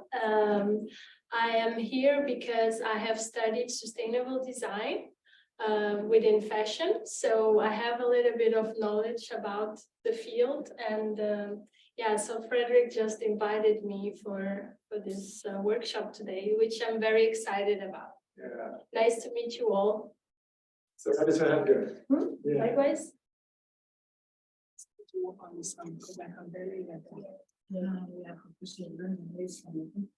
So nice to meet you all. And like I said, if you are online and you'd like to introduce yourself, please feel free to introduce yourself. And so we're just going right into it. We usually have like a prompt for the month or a question for the month, as it may be. So we just want you to, ruminate on this and then share your answers, either in line with what we're discussing today majorly, which is upcycling, through revamping old clothes into new, whichever way it is. So what makes you feel hopeful? What gives you hope? What gives you hope for the future? Or what experience have you had that gives you hope? Every time you recall it, just gives you hope. either in line with, like I said, what you do as a sustainable fashion expert or in whatever line. Would you like to share with us? Who'll start? Let's start with Rita. Sorry, can you come again? I didn't get the question. What gives you hope, either in your line of work or for the future? What gives you hope? What do you anytime you think about it, it makes you hopeful? For my business, I would say the fact that there are people out there that believe in what I do. And yeah, I think that is it. Having to do something and then knowing that there are people out there that resonate with your brand. Yeah. That gives me a lot of hope. Yeah, that's a cool one. So let me pick it up from where Rita stopped. Resolution, right? Resonating with a brand. What gives me hope is that as a climate educationalist, I'm happy to see that more and more youths, teenagers and children, right, interested in these things. Like if you go out there, you see a lot of people who are happy, trying to do something, one thing or the other as regards to this. I remember coming here on Friday. Yes. Yes. And I saw a lady, she was with this plastic stripping room, and I asked her, how did you make this? So I was surprised because I've never seen anything like that. And I later found out that a whole lot of children are actually doing that. So it gives me this joy that so many of them are very much interested in sustainability, in climate education. It's one thing to want to go out there and preach these things, and it's another thing for people to accept it. Yeah. So this gives me hope that with time, everybody will come up to speed. Yeah. What gives you hope? Yeah, thank you very much. In relation to our conversation today, what actually gives me hope is that the subject matter, when you talk about sustainability, has actually created new innovation within the construction industry, where materials that you think that it can never be useful also be, should I use the word recycle or upcycle? I don't know, whichever one really works. But the good thing about it, I being a conservator, what gives me hope is during my own course of work in my own field of study, is what we call lean construction, being able to manage what you have, reduction of waste, and doing something that over time is actually sustainable. So when my client is happy with my work, I'm also happy. So that's part of what I can think that gives hope, because in trying to re-innovate a particular product and make it useful over a longer period of time is part of what gives me hope. So to our online audience, what gives you hope as well? Please feel free to share with us. And we'll go back to Nairobi. What gives you hope? Yeah, thank you. So I can start with myself before I have the guest share. For me, I think what gives me hope, especially on this subject of climate change, the conversations we've been having in this portal, with other people really give me a lot of hope, because it allows me to see that it's not just me who cares about the environment. It's not just me who cares about climate.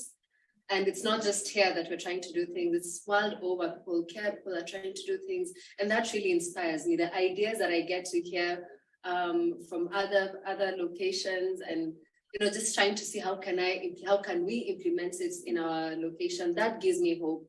And I'm sure even from this session, just getting to learn more about sustainable fashion and how to upcycle and recycle is also something that is going to give me or just reinforce that hope that I've just been building through these sessions. So yeah, I don't know who wants to share from this session. Is that with Grace again? Sure. For me, it's mainly more and more people are becoming aware, which is actually really great. And also I've been interested in upcycling. That's why I actually I think what gives me hope is the fact that people are coming up with new ways to build sustainability around, especially the things that we do. I mean, working from home is a way of being very sustainable. Energy, you stay at home, keeping up the lights on in the office, yada, but it gives me hope the way we are taking things seriously, especially in Kenya. We don't have plastic bags, and if we do, we reduced. There's a lot of things that are making it, they make sense as we go by. Yeah. Yes, I'll throw the question over to Copenhagen, because my other guest just walked in, so we need to catch him up to speed. Yeah, I think I will just start. yeah, what makes me hopeful for the future. And yeah, taking departure in the climate crisis and actions we can do. I think being part of the Global We project has given me a lot of hope in the way that I relate on a human level to the changes that happens in the world. Before, when I was looking at the news, they were not making me want to make action. They just wanted me to post the television. But creating contact with people and connections with people which are in these situations and are on the other end of where our pollution goes, and connect with them personally gives me an empathic relation to that and want me to do action. And that gives hope to me to be part of that, and hope that this will blossom and more people will be connected globally to take action. What do you think, Nalia? Yeah. What gives you hope? I really agree with your point of view, but what also gives me hope is about this knowledge sharing and how we can contribute. Like, we all come from different backgrounds, but we can, if we come together, we can come up with solutions that are diverse, that are inclusive, and that can help solve these big issues that we have today. But I also think when we go back and think about resources from the start, the resources we have today, instead of using new resources, can we go back and how can we reuse already used resources, bring them back to the loop, like thinking circular economy and things like that, and also creating awareness about also like for the consumers, but also as citizens, creating awareness in general about the topics, I think gives me hope. The more and we talk about, the more people will start acting upon, yeah, basic stuff like sorting the trash, even like, yeah. That's what gives me hope. Thank you for sharing. Thank you for sharing. So in line with what we're talking about upcycling and especially in line with sustainable fashion, yeah. So I just want to ask, and you have experience, or you have learned something in sustainable design and in fashion. So I want to ask those that have a knowledge of sustainable fashion and sustainable design. Rita, so do you think that there is any hope for reducing fast fashion at all? Yes, there is. People just have to open their minds and see that sometimes you don't necessarily have to make clothes from scratch. There's something that can be done about already existing clothes instead of just discarding them. So I feel like if there are more people that are open to that, yes, of course, there's hope for fast fashion to be reduced. So what do you think? Oh my God, your name has escaped my mind. No, But you know yeah. I'm referring. Yes, Noelia. Well, I think one of the biggest issues that there is right now is within the consumer also, because it's not just the responsibility of the brands in itself, but it's also our responsibility as consumers, because if we keep buying fast fashion, that will give a sign that people want fast fashion, so they will keep producing. So if we stop buying fast fashion, then obviously they will stop making it because they will not make any money from it.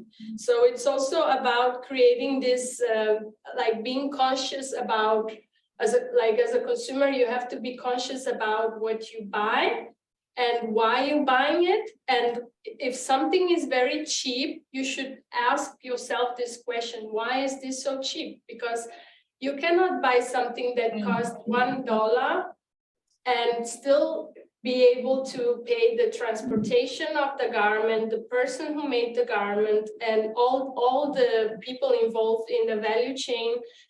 That price cannot be able to pay for all of that. So I think, yeah, you should start questioning yourself every time you see something on sale.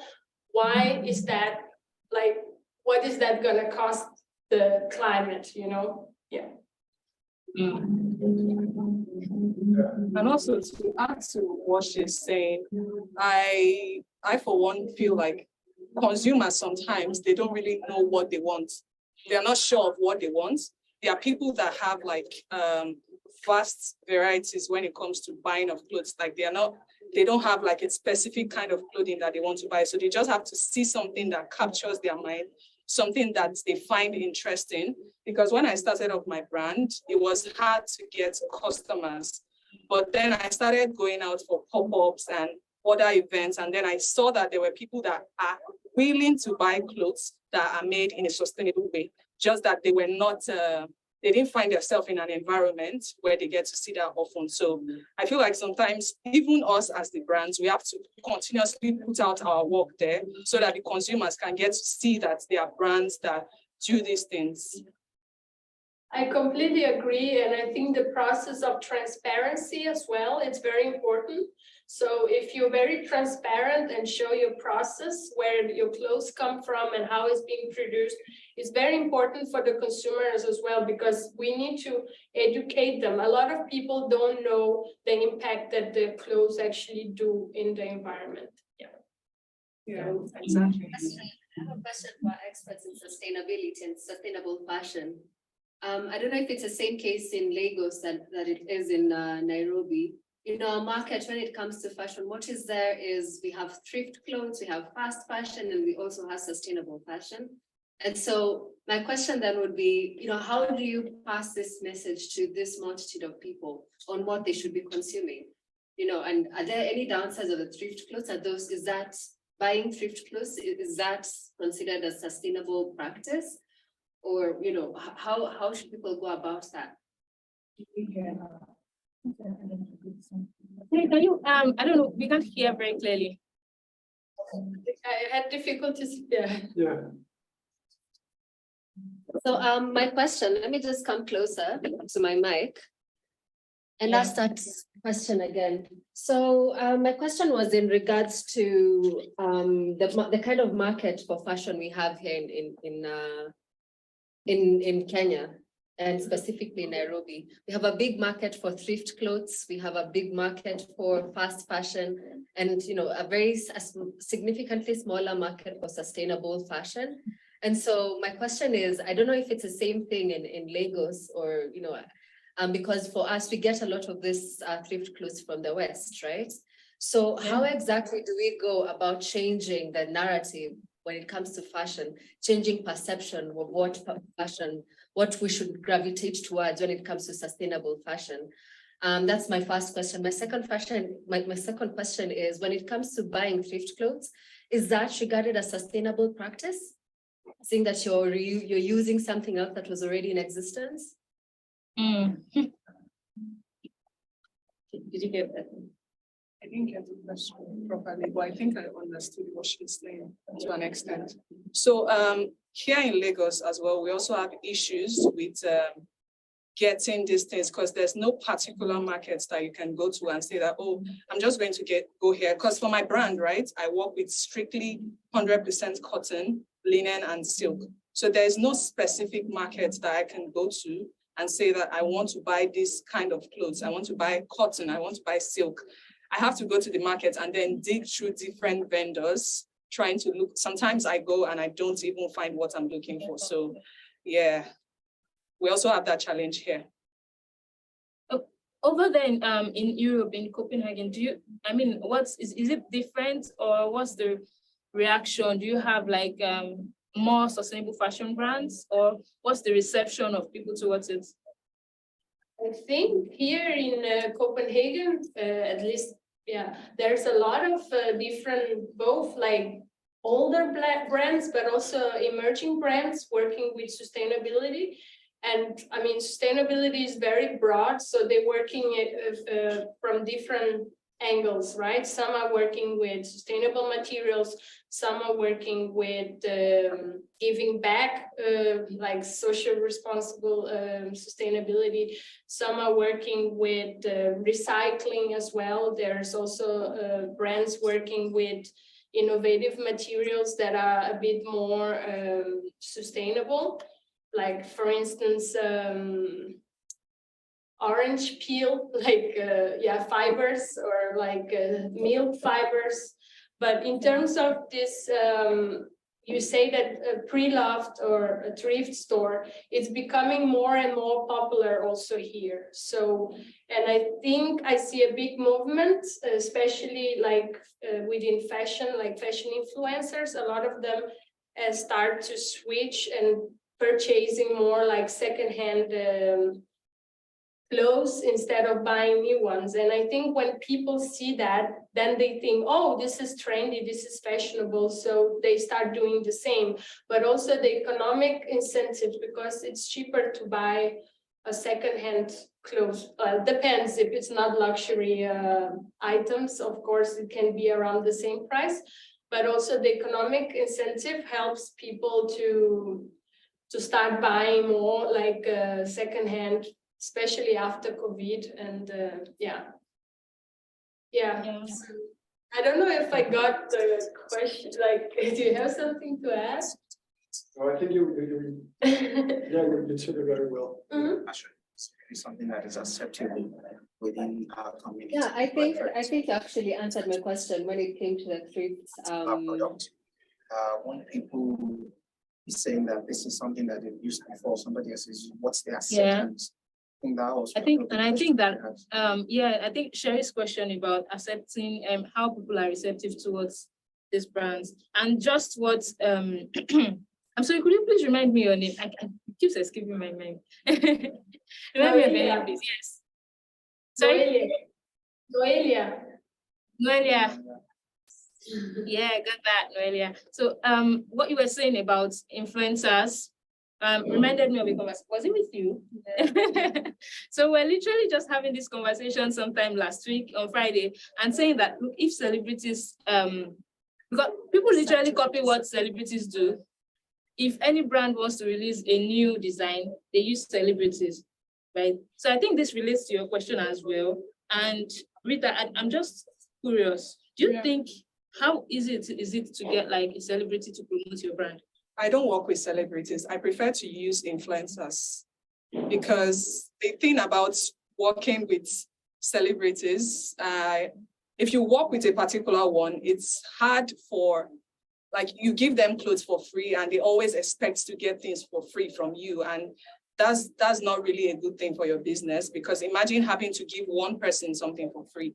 You might have to give every other person that is a celebrity for free. So I prefer to work with influencers that put effort into creating content, take high quality pictures for me, and also get to talk about my brand. It's not just about posting the pictures. So now I have to work with people that understand my brand. And then when I give you the clothes to wear, you put it on, you take good pictures. And then when people ask you questions, you can talk about my brand, knowing that you understand it. It's not just a celeb that will take pictures and post online and say, oh, credit this brand. Yeah, so that's my own personal belief when it comes to working with celebs. I don't advise it. Yes. I have a question for you. Yes, I see you smiling. Sherry, sorry, I see your guest smiling. Yeah, it's very interesting when she said very strongly that she doesn't work with celebrities, because it's always a debate, and the fact that we're seeing the influencer industry just growing and people wanting to take advantage of public figures, then we see how in the inverse, it stands to affect business people. That it's never really, it doesn't mean just because you're working with somebody who's a celebrity, you're getting return on your investment. So now my question to her is, just being somebody in the sustainable fashion industry, how do you go about reducing waste when it comes to producing your clothes? And if I can add on to that, you just asked about. I can't hear the person speaking now. Sorry, I can't hear you very well. And to add on that, I'd like to ask. You've said about pre-loved thrift clothes and all that. How can Sherry had asked a question on how can we amplify this to more people and the common people? How can we show that is it more sustainable to buy brand design clothes or just have pre-loved clothes as more not adamant, more prevalent. Yes, yes. Okay, so did you get the question? Yeah, I think I got the gist of it. So I think your first question was saying, Sherry was saying that how is Rita able to reduce waste while producing product, right? While producing the clothes. Am I correct? Yeah. Yes. Okay, and then the second question was saying that how do we amplify people actually embracing pre-loved clothes or using or getting thrift clothes? Am I correct? Yeah. Okay. Okay. Okay, so I'm going to answer the second question first, like how do you amplify, right? So now, for example, this particular shirt you're looking at was actually a plain white shirt that I got from the market, and then I turned it into this. I dyed it with green, and then you have this black splash all over it. Now, this is something that you wouldn't find everywhere. Like, it's not something that is common that you can just get from anywhere, like any market. So how I make it interesting is by doing particular designs that people will find interesting, something that is not easily seen, because I understand that people like to buy things that are not common. So if you tend to do more things like this that are not really common by changing the design, making the designs more funky, more interesting, not just boring clothes, I feel like people will buy it. So Rita, do you only repurpose clothes or do you design from scratch? I design from scratch, but at the moment I'm only upcycling. Okay. I design from scratch as well, but even the clothes I make from scratch, they are still made from dead stock jeans and recycled fabric as well. That's so cool. So I'm sorry to ask this. I know this is live, and to our online, I'm trying to take apologies in advance. And to our online audience, please feel free to ask your questions as well. Rita, what do you think is the profit? I mean, what's the profit margin like for you? Are you really making profit, or do you think there's something better than that you or maybe other sustainable fashion experts can do to make more profit? I mean, profit is why they are producing more clothes in the first place. So if you had asked me this question like 2 years ago, I would have said, no, I am not making profit. But one thing about business is you just have to keep going. The first 2 or 3 years of any fashion brand, you don't really get to make that much profit. But once you keep putting out these things, once you keep doing more work, once you are consistent and you keep improving on yourself and doing more designs, it will get to a point where you can put any amount on a piece that you make and people will buy it as long as they feel like the design is worth it. So yes, for now, I can say that I am making profit. But 2 years ago, no, I wasn't. No. Does any other person have questions for Rita? Because Rita, you're at the start of the show, like I said. So we're all curious about what you're doing and how you do it. You know? By the way, we've got kids outside. We've got kids and teenagers. And this is one of the designs that they've made today. I'm not sure if everybody can see this. So I had to collect this halfway. It's not done yet. They are still working on it. Can everyone see? That's very cool. Yeah, looks very nice. Yeah. It's beautiful. Yeah, so got an artist working on this, and we literally got this jacket from the thrift market. And then she's working on it, putting some glitter, putting some color, putting some text. You know, and then at the end of it, they'll wear it, and even the person that sold it to us will not recognize it again. Anyway, my point is this. I feel like there's a lot of, I always say that there's a lot of opportunity for entrepreneurship in climate action. Yeah. I think it just depends on creativity.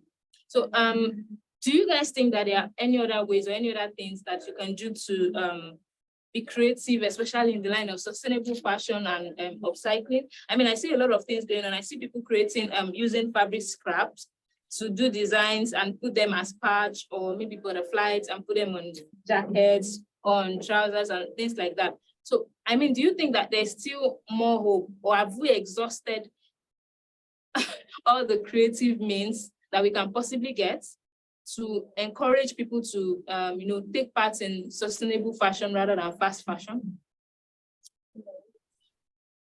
To answer that right, the lady from Bag just said something about sustainable fashion being the world, right? While we have the fact that we design clothes, there's also the fact that we actually use like foods and waste food to create not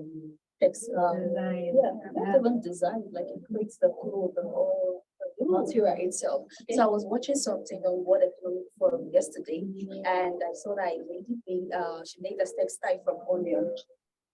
Using onion, yeah.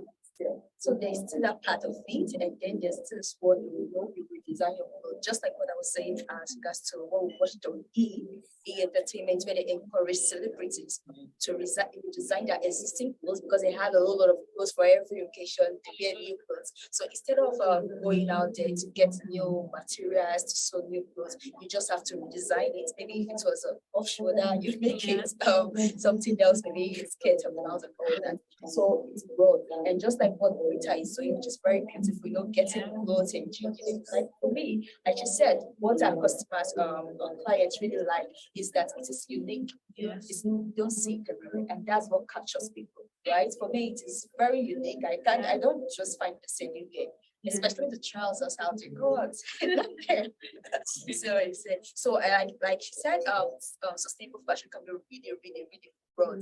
I have a friend also who makes uses materials like waste materials to make pads, reusable pads, right? She's actually going to Art Prize for a pitch in Australia.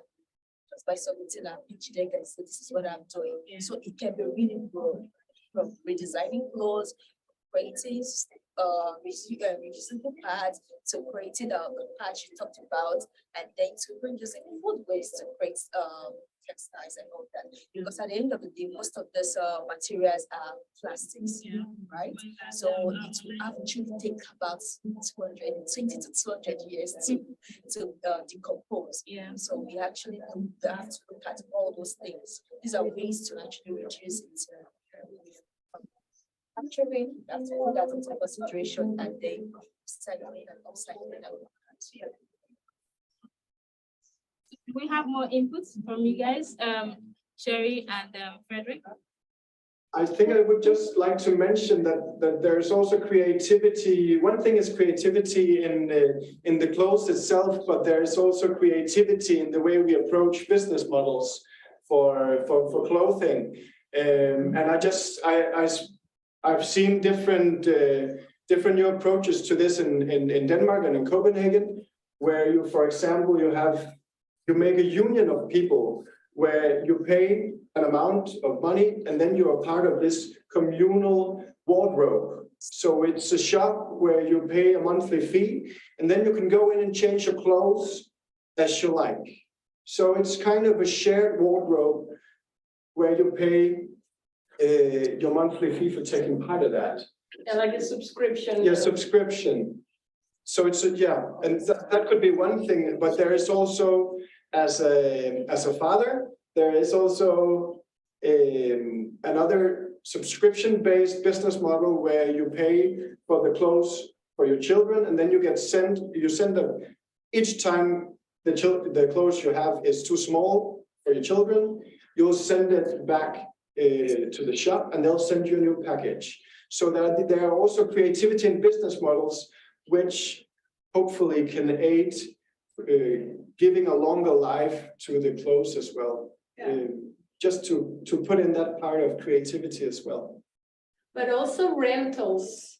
If you go to like big events like weddings and stuff like that, sometimes a lot of people want to buy new clothes and probably something they're gonna wear once in their life because they don't want a repeat outfit or something for whatever reason. So it's you can think about the business model as well, where you can rent different kind of clothes and people can go to your platform and rent the piece of clothes that they want, and then you will return it, and then you pay the cleaning fee or however you want to make the business model. And then you don't own the clothes, but you borrow it for a certain amount of time.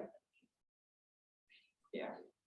Yeah, thanks for that, because we also have something similar here, but I see that more with like ball gowns and like events. It's event gowns mainly. It's not just regular clothes. But then at the same time, I've seen an increase in these events that have kind of what they call them, clothes swaps. So if there's anything in my wardrobe that I feel I do not need anymore, and it's still in good condition, I just go and I mean, there's all these people who are also doing the same thing. And so there's something I like from somebody else's wardrobe, then we just do a swap. I think Shem can share on one of the sustainable practices we've seen when it comes to fashion, creating shoes out of waste, pineapple waste. Yeah. Hi guys, my name is Shem. So I work at the Circular Innovation Hub here in Nairobi, and we've been fortunate to interact with a number of startups doing, renewable textile or sustainable textile models. The most interesting one was an innovation by a lady called Olivia. It's called Pine Kazi. She's making fabric out of waste pineapple leaves and waste pineapple leaf stems and banana stems, which we found very interesting because getting into the circularity and sustainability aspect, this is someone who's finding a new way to create a similar product that we do have. We think it's a great way to get into the market in the circularity space. It's a great innovation, first of all. And also it brings up this dynamic where we see there's more material out there, or there's more that we can get that we're actually not searching for, in terms of different types of fabric, different types of resources that we don't really, we are not able to interact with. So I think it was one of the best highlights that we've worked with. And we've seen that fashion in this space is picking up. She's created a very good market within Kenya, making shoes, T-shirts, trousers as well. More fabric sweaters, even getting to bags. So it's something that works, it's something sustainable, and I think it's a move to the right direction, especially when it comes to clean fashion. Yeah.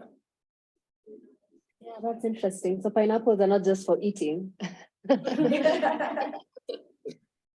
actually, Stella, sorry, I just wanted to add on that. Like, I don't know if you guys know Stella McCartney. As a designer, she works a lot with the pineapple fiber as well in some of her shoes and some of her clothing collections, because she works mainly with vegan materials. So she uses it also as leather. So she doesn't use animals in her collections. But one of the issues that I see sometimes with the circularity of the fibers, unfortunately, is the scalability. So there is a lot of innovative fibers coming and a lot of technological advancement, but it's hard to produce at a higher scale when you have this, because the technology in the machines hasn't developed that fast as the cotton industry, for instance, has. So they know how to optimize so that you don't waste a lot of water and stuff like that within the cotton industry. We have learned the mistakes and we always optimizing and getting better. But I think there's a lack of incentives or like people that will support this emerging new fibers coming to make them become something, because there are so many out there. It's not just pineapple. There's also what is it called? There's also mushrooms. There is also orange peel. There's also milk. So like milk waste becomes into fiber. So yes, there's a couple of them, but it's the problem is they're not able to scale up and like have the support so that you can actually work further on them, right? And Yeah, I just similar challenge to that. We've realized is the cost as well. So with that, with the cost of production being so high and as well as infrastructure in terms of machinery, you find that you have someone making a nice shoe, it's retailing around $100. How do you convince someone just to buy a vegan shoe as compared to a normal shoe at that price tag? So there's that gap in between. It's a model that works, but when it comes to scaling up, there's a big challenge, especially for, single startup entrepreneurs. Yeah, I think that this is something that needs to be researched more. And that's why we have to keep talking about it. And people need to know more about it, because the more people know about it, the more we get people to research into it, Because for me now, I think I've heard something like this when I was a bit younger, but I've forgotten all about it. That we could produce, the scalability might be a problem because there's not enough technology to scale. But I feel like sustainability is definitely not an issue, because people will always have this food waste. We'll always have them. And a lot of times they end up in the dump, or some people don't even know what to do with them. So I think that perhaps the major issue is scalability right now. And so more people should do more research, find out how we can make this work. Thank you very much for that contribution. I've learned something today. And I wanted to ask Rita one last question. Do you think that you could upcycle sneakers? I love sneakers. Yes, it is actually possible. I've actually worked on a particular one for a client before, Converse. So the texture of the material they use is like canvas, right? Yeah. So yes, I could work on something like that, but sneakers that are made from leather, like Nike sneakers, no, I don't think so. It depends on the kind of sneakers or the footwear that you want to work on. But Converse works perfectly. And just for context, what method do you use to upcycle your clothing and produce your? So it's tie-dyeing, strictly tie-dyeing. Everything from the clothes to the fashion accessories like the scarves and every other thing is basically, so my brand is a tie-dye clothing brand. So that's how I work. Wow, really cool. Okay, so I think we should be wrapping up now. This has been so interesting, but we need to share like our last, what would you like to take away from this conversation, or what are you taking away from this conversation, or what would you like to advise decision makers or policy makers, or even the audience that are listening online and everywhere else? So for the food waste thing that they just talked about, I've heard about it. I've seen some videos, but she mentioned something about pineapple or something like that. So I feel like I'm going to study about it more, because I'm always open to using everything to the last, like don't allow anything to go to waste. So I'm actually going to look into it and see how I can do or make things from food waste. You have to let me know where you produce the first one. It might not be for public consumption, maybe just for my own personal knowledge. Yeah, that's cool. Thank you for sharing that. I liked that we were able to highlight the challenges, right? And we are looking for that to say, okay, how can we move from these challenges, or how can we find solutions to resolve all this? And I like that you talked about research, right? Because in one of my policies that is out there that we urge the legislative to implement, right? You talked about funding research projects, right? They can help you to go further, find out how to create all of these things, because most of this these innovations actually starts from research. So we don't have to stop halfway. It's something that we have to continue. And I like that what the lady from Copenhagen said as regards to incentives being a challenge, right? So we have to also bring it forward to policymakers, to decision makers, to government, and let them know that they have to fund these innovations and they have to fund, these projects, because sometimes when funding doesn't come for you to scale, it becomes, you just leave it and try to do all these things. So yeah. yeah, I'm very grateful for this conversation. At least it opens my heart to see that the different ways that we can create solutions to accelerate the net zero targets. Yeah, I'm definitely taking something away from here today because Rita mustn't go without. I have to purchase one of these products. Yeah. So Rita has a pop-up shop right out there. I'm going to ensure that I purchase one of those products. And if you want to get Rita as well, Rita, what's your brand? ReMark by Rita McDonald, but on Instagram it's ReMark_NG. ReMark_NG. Yes. ReMark by Rita McDonald. Yes. So we love it. Okay, so you guys. For me, my big takeaway is just to think outside the box. I think I've just been really challenged that there's, clothing items or fabric that is being made from even milk, So I think it's just challenged me to really think outside the box, and also just to think more about what can be done. It's not just thinking about all these ideas, but then, when it comes to the scaling part of it, it's difficult.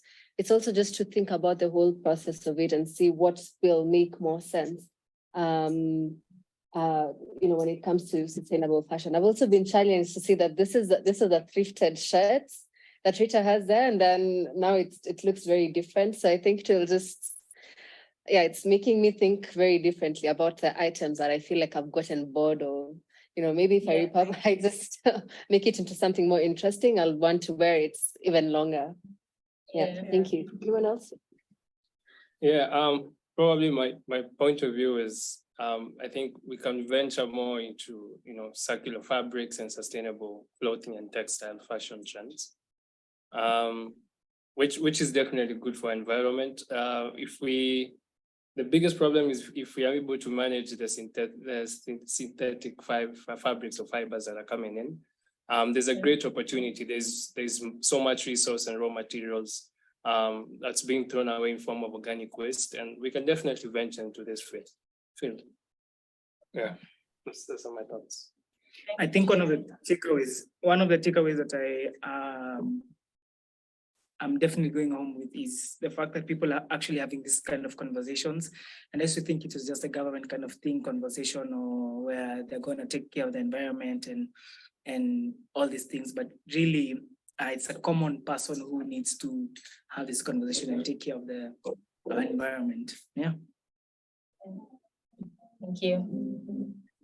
Maybe we can move to Copenhagen. Yeah, I think one of my, I was really, when you said milk, I was like, what is she talking about? Are you gonna take our milk and pour out a t-shirt for me? So that really got me curious. I come from a tech background, so this tends to kind of grow on me, these new things. So a lot of new thoughts and creativity around what materials can we use have been put on the table for me, and which I found inspiring. But also, as you say, having these conversations, spreading the word in itself is a takeaway and a gift to the world. So that's what I want to share from my side, what my takeaways. What about you, Noelia? Yeah. I think this kind of conversation where we share our knowledge, but also our own perspective and what sustainability is to each of us, it's very insightful because it brings up all the multiple phases or stages of sustainability. And I think we need to keep having this kind of conversations, because just like you learned something new today, I also learned new things today. And I think the more we share, the more we learn and the more we inspire each other on keep researching and keep trying to find new ways of creating new ideas or new business models, or even just at a personal level, even how you can become more sustainable in your everyday life. Yes. Thank you. Thank you for sharing that. And I must say that this has been very, very insightful. Thank you for staying with us all through. And here's where we say bye. Bye. Bye. Bye. Have a good day. It's lovely. Thank you so much. Thank you so much.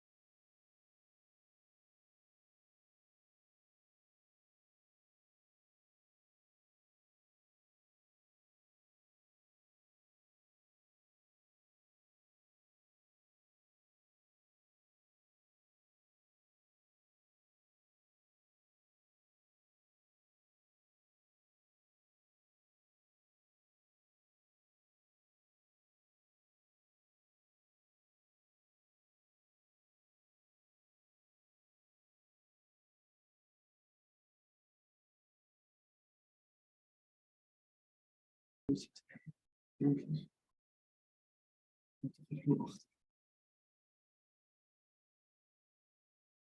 zijn nog niet live, denk ik. We zijn nog niet live, denk ik. Hoop ik. Nee, er staat nu nog. Zou je nu ook wat aan doen? Dat is wel leuk, ja. Wat weet je dan? Iets ziet. Ja. Iets van Nederland.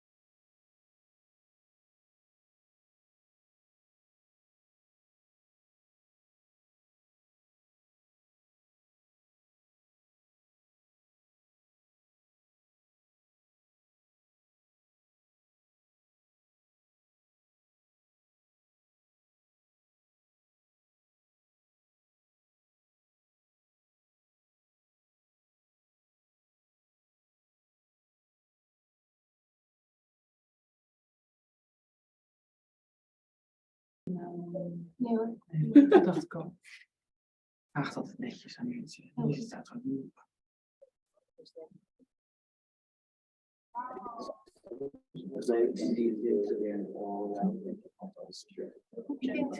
Ik heb het idee dat we aan het wachten zijn. En we gaan nu live. Hallo. Hi, hello. Hi, everyone. Hello. So welcome to this special session. It's been interesting so far, and we've had conversations with people from different portals. It's been really interesting. I've learned new things I'm probably going to share with you. So we're just going to do a quick round of introductions first. And by the way, this special session is called ReVAMP, empowering change through upcycling. So we're going to be talking about upcycling, and we're going to be talking about climate change. And of course, we'll be showing you some samples of what we have done today while you do yours as well. I'm sure that you're doing yours too, right? So my name is Ruth. I'm the Lagos Portal Curator. And I know I didn't mention this, but we have to say how we're feeling because I want to say how I'm feeling. I feel really hot. The weather is extremely hot. I don't know if this is climate change, but the weather is extremely hot here. And all of us are really sweaty and all. But nevertheless, I'm excited to be here. And I'm going to allow my special guests to introduce themselves. Hey, hi, everyone. Hi, guys. I'm Temi. Temi Tope, that's my name. Yeah, and I'm a student. I might say a lot of things I do. So I'm a piano player, and a music producer, music artist, and I'm a product designer too, by the way. So those are like kind of things I do. Yeah, so yeah, it's nice to meet you guys. All right, so thank you. Yeah, thank you very much. Nice to meet you. Hi everyone, I'm Sheung, and I'm a student here at Unilag, and I own a sustainable fashion brand. And here's one of our pieces. Yeah, so we use adire, tie and dye to make fabrics, and we revamp old fabrics as well. So we have fabrics like this that you do not want anymore and becomes clutter in your wardrobe. So we revamp them, repurpose them, upcycle them to create, to bring them to new life, give them new life, right? Instead of making your clothes fade away, you find a way, rather than letting them fade away, right? By designing them with batik, tie and dye. And so that's what we do. And also, aside that, we use fabrics like linen, then funtua cotton, like locally sourced here in Nigeria, to make tie and dye pieces like this. Thank you. Thank you. Thank you. Looks nice. Yeah. My name is Araolua. I'm a student of University of Lagos also. I'm a creative visual artist, a painter. So I make paintings on clothes, custom paintings on clothes, on bags, on shoes. I do designs on walls also. And I make artwork, I sculpt generally. So that's basically what I do. Thank you. Thank you. Thank you. Let's see you. There you go. My name is Wies. I'm the Utrecht Portal Facilitator in the Netherlands. I feel really excited to be here. I'm really curious about this workshop, and also brought two really nice guests. You want to introduce yourself? Yes. Hello. I'm Janneke. I'm a sustainable stylist, and that means that I only work with second-hand clothes or sustainable brands. And I think that we have already enough clothes in the world, so we can use what we have. That's my, that's the way I think about it. Yeah. Nice to meet you. My name is Ines. And here it's not so warm. Look, we are wearing thick sweaters. It's actually pretty cold here. And I'm a fabric designer. Not per se sustainable, but I'm actually very interested in reusing old clothes to make a bag out of it, or rings or other stuff. So very interesting to see what the workshop is all about. Cool. Great. Nice. So hi everyone. My name is Carla and I'm one of the facilitators here in Mexico City Portal. And I'm a psychologist. I'm also an environmental activist and a researcher. And I'm feeling very excited to be here with you. I love the jacket, by the way. I just saw it and I was like, oh my gosh, it looks so cool. Thank you. Thank you. I hope that this looks kind of like that, but I doubt it. And we have two other guests for today. Unfortunately, they have a car accident. They are okay, but they are not going to be able to join us. But we're very excited to do it. So great. And hello, my name is Ciela. I'm also one of the facilitators here. I'm also the portal director of Mexico City Portal. And I'm a language interpreter.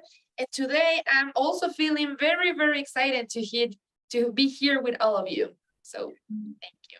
Very nice to meet you. Very nice to meet you guys.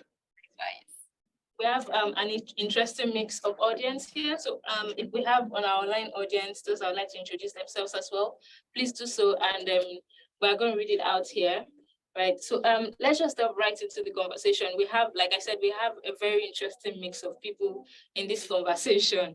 But first of all, while we are talking about this, I'd like us to address this question, which is our prompt for the month of April. And that is, what makes you feel hopeful?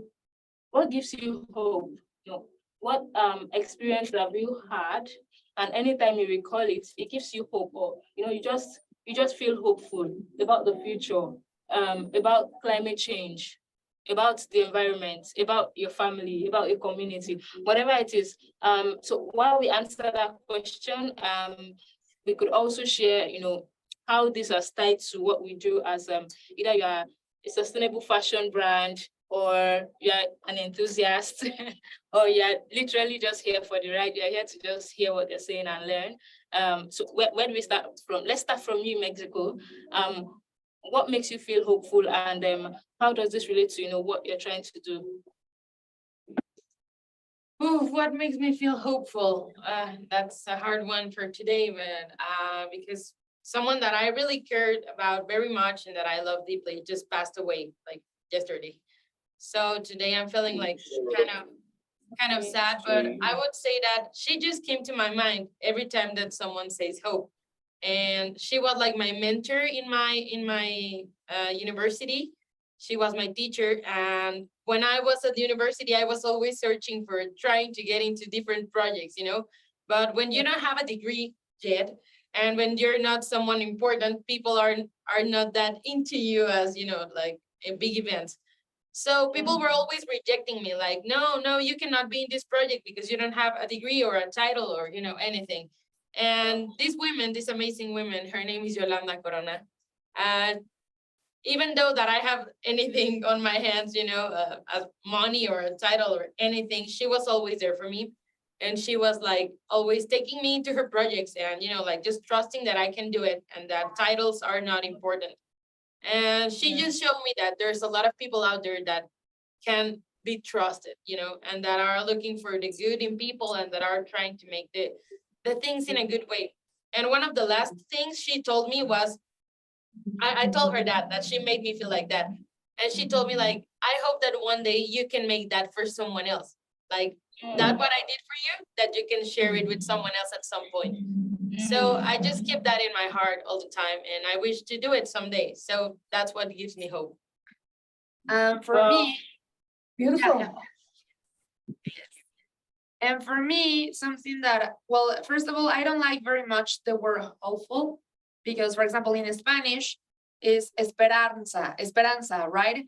Which for me would be something like to be waiting for something to happen instead of activate ourselves. That's why I don't really like that word, because it's like we were waiting for a miracle to happen, right? Nonetheless, something that brings me hopeful is to work in this project. Why? Because it's a safe space that allows us to talk about anything, but always something really important, and you always learn something new, right?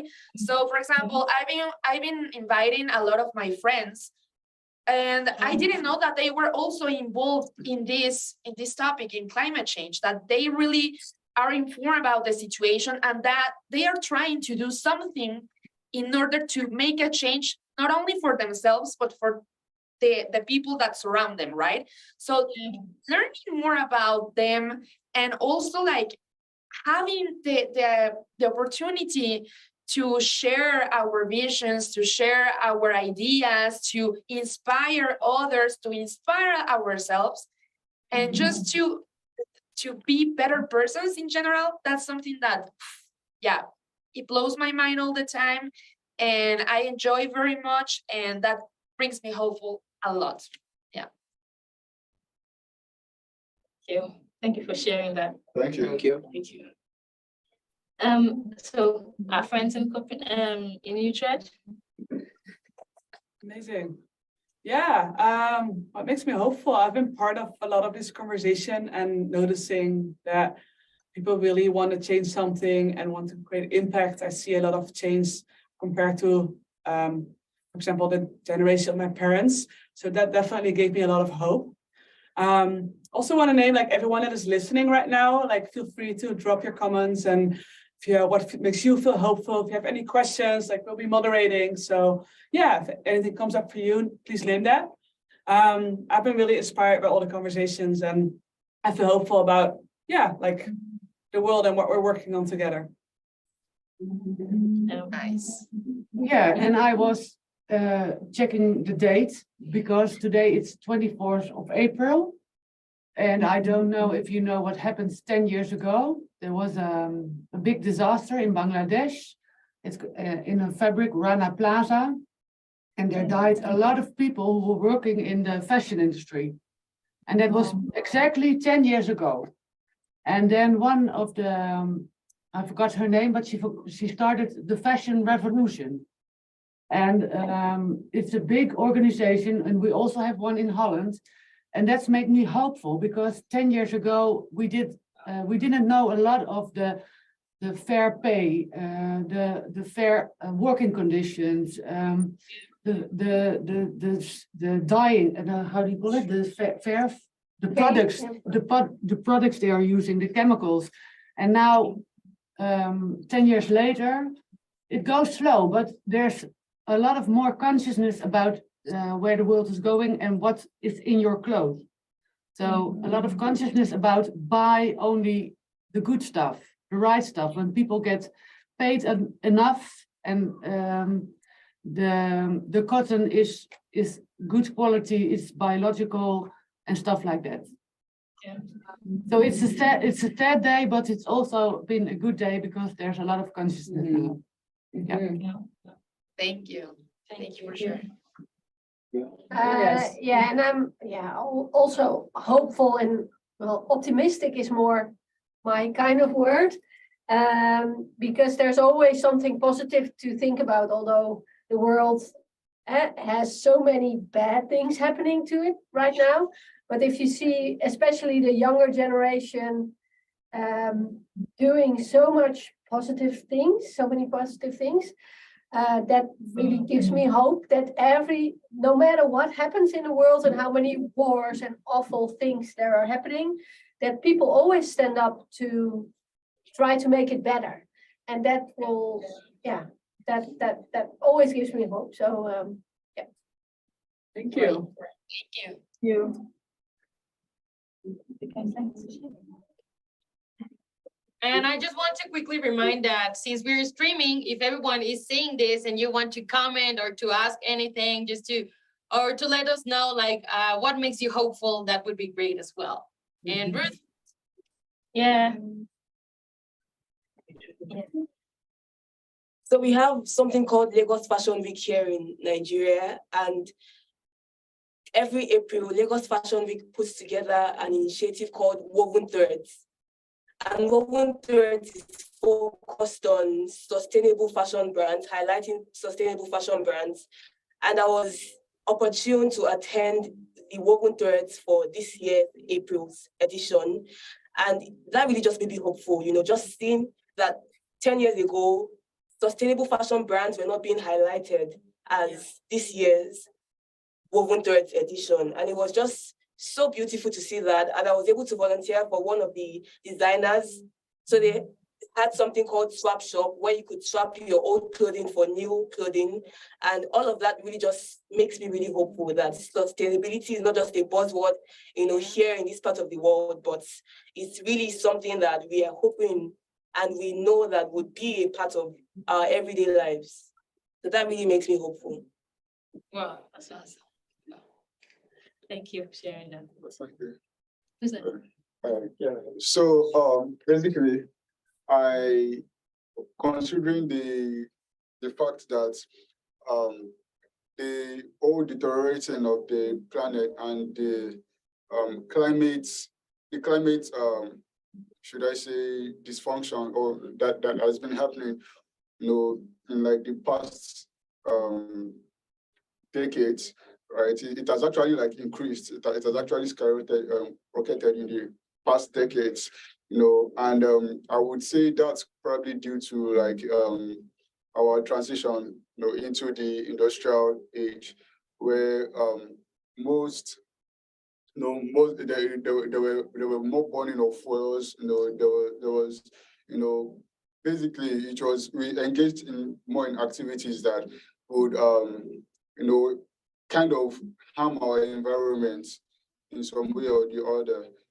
But it's something good, something of joy to see the way that the direction that the world is going in right now, with automations, artificial intelligence, use of electric vehicles, instead of ones that burn fuels, and all of these things, so it is very clear the direction in which the world is going right now, and it's kind of gives me hope, right, that we are going to we are able to correct our mistake, and another thing that gives me hope about the fact that the earth is actually is going to outlive us, right, is the fact that according to science, that the earth dates to millions of years back, and most of what is happening right now that's like causing the harm and the danger, the climate danger, is actually something that can easily be corrected in the in the few coming decades, right? I mean, so it's kind of gives me hope to think that okay, something can be done as soon as and something is being done actually. So that in itself is. Okay. In addition to what you said, there's a state in a later state in Nigeria, Ibadan precisely, that there's a waste gallery. So I was opportune to go there for an exhibition some time ago, and I was marveled at what I saw, because at the gallery, most of the things, if not all things that were there, were made from waste products, were made from plastic bottles, were made from covers, were made from pure water nylon, were made from a lot of things that we discarded or we don't even take as being useful or valuable. Even neck piece, down to earrings, bracelets, rings. They made everything from waste product, and it was really a very beautiful sales to be like. I was really, really blown away. So seeing something like that really gave me hope that okay, we are putting to use that thing we have in us, that thing we've not really taken note of, that we've mostly discarded as not useful or useless. But now I've seen that a lot of people now, even out there, artists, designers, fashion designers, people generally have been making use of, they've been recycling a lot of these stuffs to bring out something very, very, something you wouldn't even think could come out of something. Like they made it possible, and it's a very big thing actually. It's something that's been giving me this push that okay, everyone is doing the right thing. Yeah. Talking about hope, and when you were speaking, and we're talking about upcycling and recycling clothes. So just a few moments ago, we had a couple of children or teenagers rather from underprivileged communities, right? So they came around, and these artists here, these wonderful people, taught them how to create crafts from paper so that they can create crafts from paper waste. They also taught them how to design on pre-loved, pre-used clothes. Now, I'm just thinking, imagine how hopeful somebody can be with that. I mean, anyone who has been in that type of shoe can relate. And I mean, it means that even if I don't have clothes to wear now, or I have to go get, because the conception is that if you want to go and get pre-loved clothes or thrift clothes, it means you don't have money. Right? So even if you're thinking that, oh, it's because I don't have money, that's why I'm going to get thrift clothes, but just the knowledge that I can change this thing, I can turn this into something more beautiful, just like what she's doing. It just makes someone more hopeful, makes these children more hopeful. I mean, I know how they came here, and when they were leaving, I mean, you could just visibly see that they had more hope, they had more joy, and so I want to ask you, Shewa, and I want you to add into this conversation as well if you're online with us. So what do you think that the sustainable fashion industry can do to give, I know we're talking about using pre-loved clothes and all of that. What do you think that can be done to give people more hope, especially people who are like below average families or average even, that this is their regular thing? So number one, these are the challenges that I'm foreseeing. We're saying people should go the sustainable fashion way. We should wear pre-loved clothes. Does this not mean that these clothes will get more expensive? I mean, I'm just saying, because I'm looking at it from the Nigerian aspect now. A lot of times when something trends, people tend to inflate the prices. So now, do you think there's a possibility of the cost of these clothes increasing? Number one. Number two, what do you think that can be done to not allow the prices of these things to inflate and actually give these people hope and access to these clothes that are being revamped or upcycled? After you, of course, everybody else is free to put in. Okay, so first one is with the cost of, the revamped clothing increase at a point. Well, there's a possibility that it can, because like you have mentioned here in Nigeria, that once a certain system starts to trend, there's a tendency for Nigerians to increase the prices. But at the same time, I think that there's still hope, there's still hope. It really just depends on the kind of designs.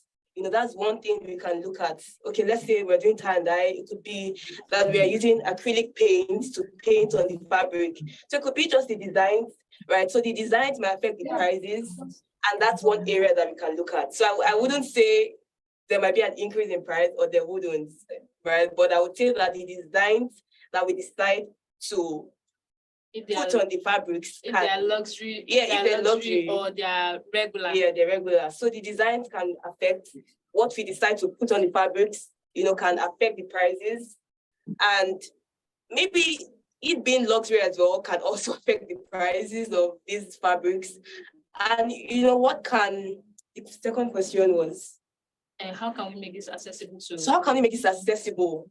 How can we make this accessible? There are ways that we can revamp this clothing that doesn't have to be with very expensive, materials. Here in Nigeria, acrylic paint can be a bit expensive for the average Nigerian. So we can use fabric markers, there are other ways we can use, we can use threads, right? You can do embroidery on the work. These things make the prices a bit lesser for the average Nigerian to afford.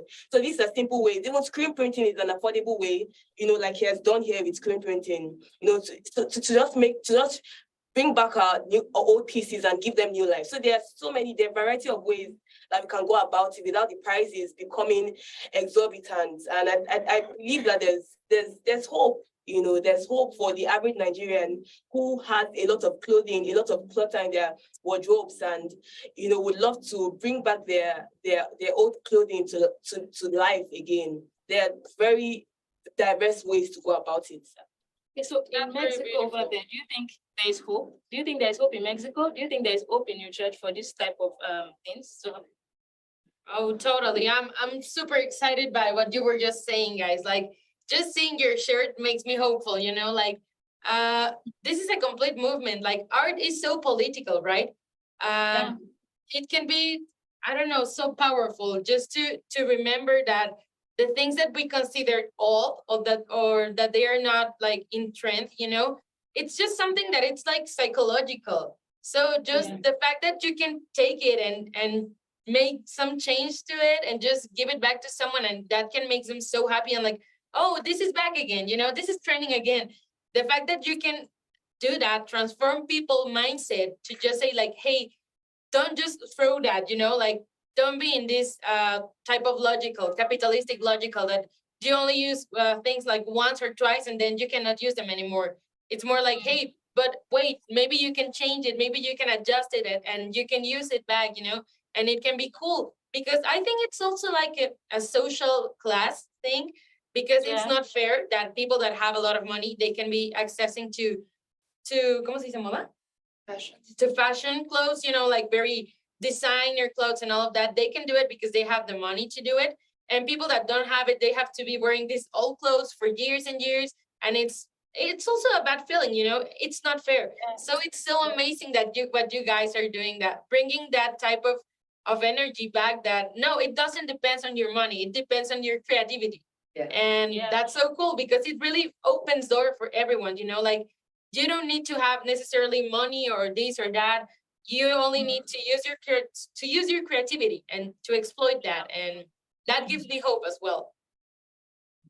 I don't know, something that I've been seeing here in Mexico City, at least, is that young generations and people up to 40 are having like, you know, being green, it has become a trend over here.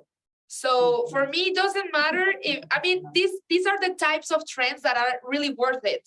And even if they are like doing it because it's something trendy right now, at least I know that they are learning throughout this process and they are making a change in their mindset that will allow them to make them more conscious, right?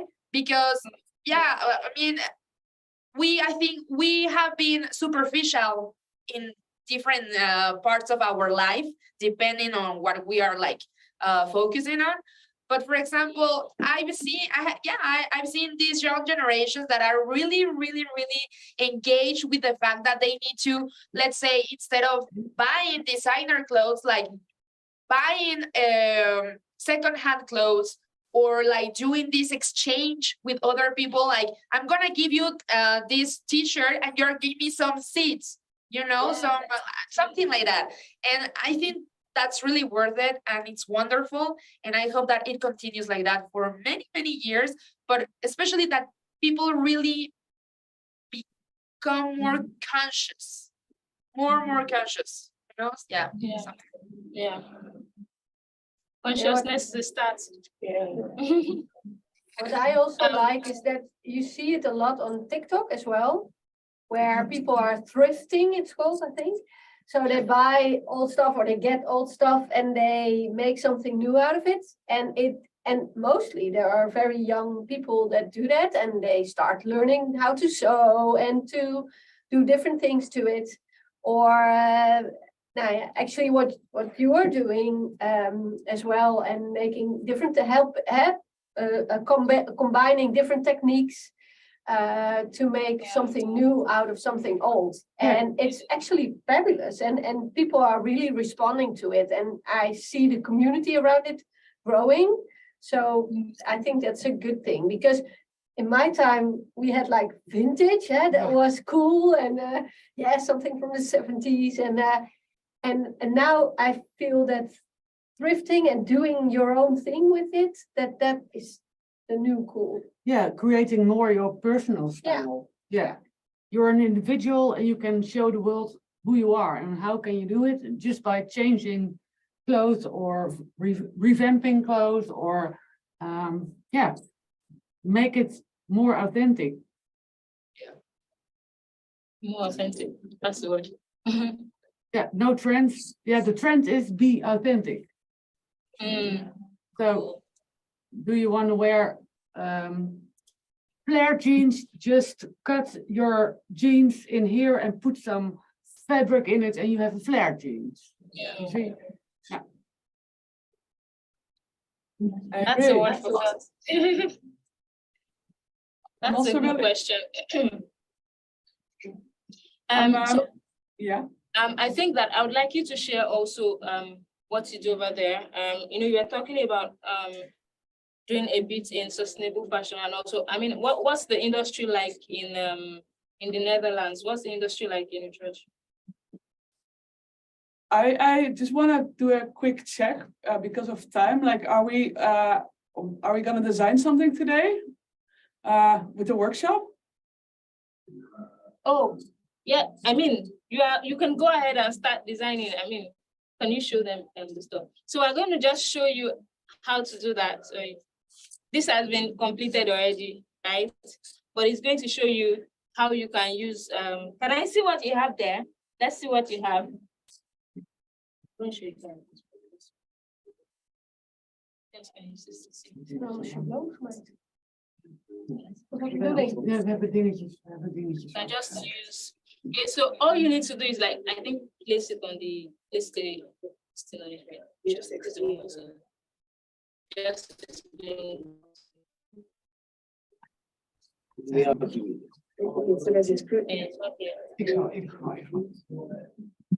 Okay. Onderleggen en opvullen.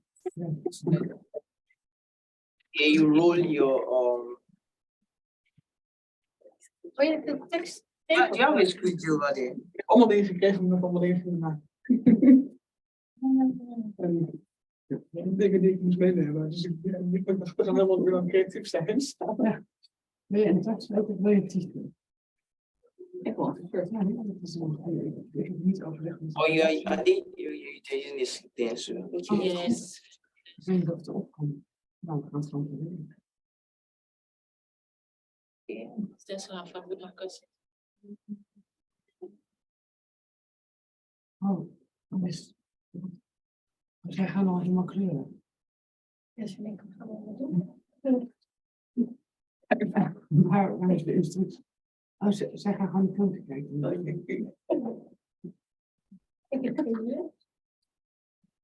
Ik denk dat het niet helemaal goed zo ook kan worden. So, Lagos, are you leading what we're going to do? Okay, so you have your stencils cut out already, yeah? Then you get a tape, you roll it, and then you tape your stencil on your fabric that you will be painting on. So let's get a flat surface that you can put your fabric on. Can I see this stencil? Can you please raise up your stencil? Okay, that's going to be on a bag. Yeah, we did not cut it out, so we draw it over. We can see it here. It's translucent, so. Okay. Okay, it's not going to be inside the bag. It's going to be on the bag. Nou ja, I know. Right.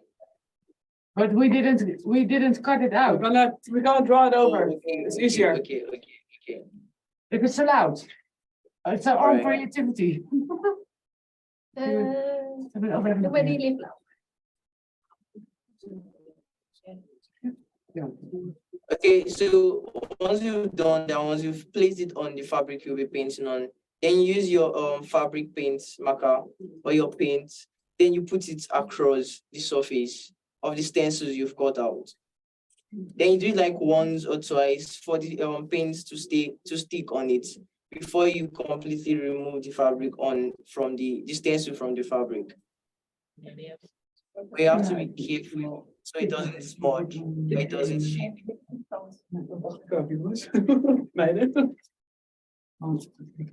have to be careful. It would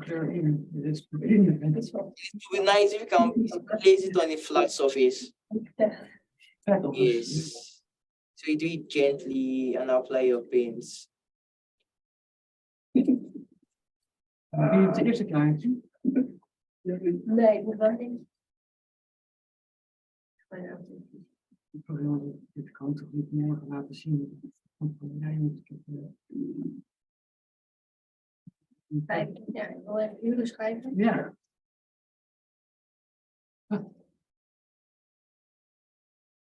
In Mexico is zo hard about de kruiden. Dus eerst 4 uur bezig was om het uit te zien. Ja, daar zijn we al Dus bezig mee. ik heb hier een uur lang voorbereidingscall opgehaald.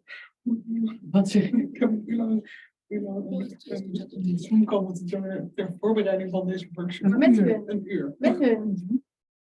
Wat zeiden ze dan allemaal? Nou, waarom moet je uitleggen wat ze allemaal gingen doen? Dan gingen ze meer doen. Ja, natuurlijk.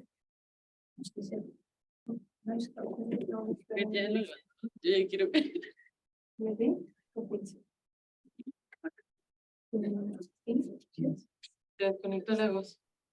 Oh, I think they just disconnected, but we're still here. Yeah. Are we still live?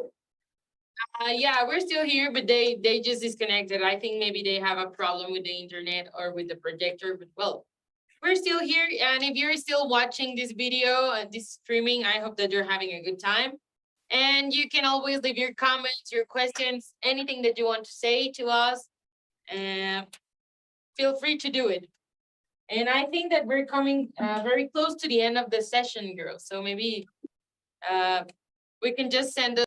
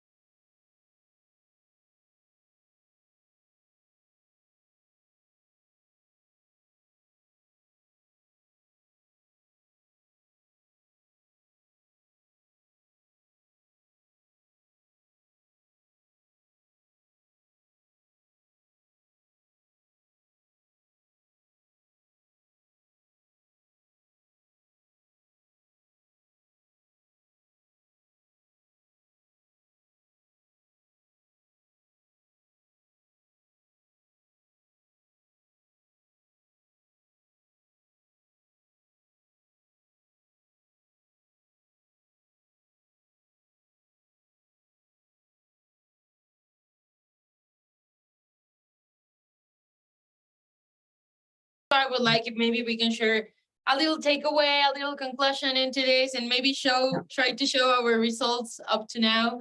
So I will start here, and I will say that I'm very grateful of having these conversations today. Unfortunately, we cannot say that to the artists in Lagos, but we will sure make them know this after the session is over. And thank you very much for being here. I think that it's very important to speak about this topic.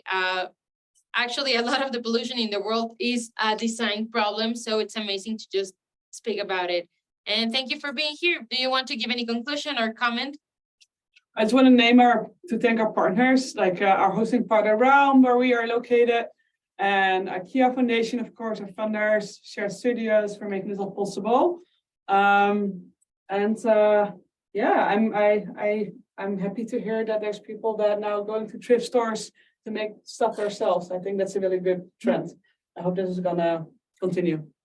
That's super cool. Maybe we can show our results next to the screen so that I can take a quick picture. Si quieres, vamos a ponerlo aquí y yo. We will hang it here. Okay, perfect. No te ves, hace más para acá. Ahí. Pégala de ti. Hey girls, could you smile for this picture? Oh. Ja, je moet even kijken. Maar dan moeten we even omhoog houden. Yeah, show them. That's amazing. Thank you. Oh, you doing it perfectly. Like it's going very cool. Working on it. Great. All right. Thank you so much. See you, and thank you so much. if you're watching, you can always leave your comments there and we will check them after. And if you are in Mexico City, please don't hesitate to come to the portal. We are located outside of Chapultepec Park, the most emblematic park of Mexico City. So come over here, please, and join the global we. Thank you. Thank you. Bye-bye. Bye-bye, everyone. Ooh. Well. Right.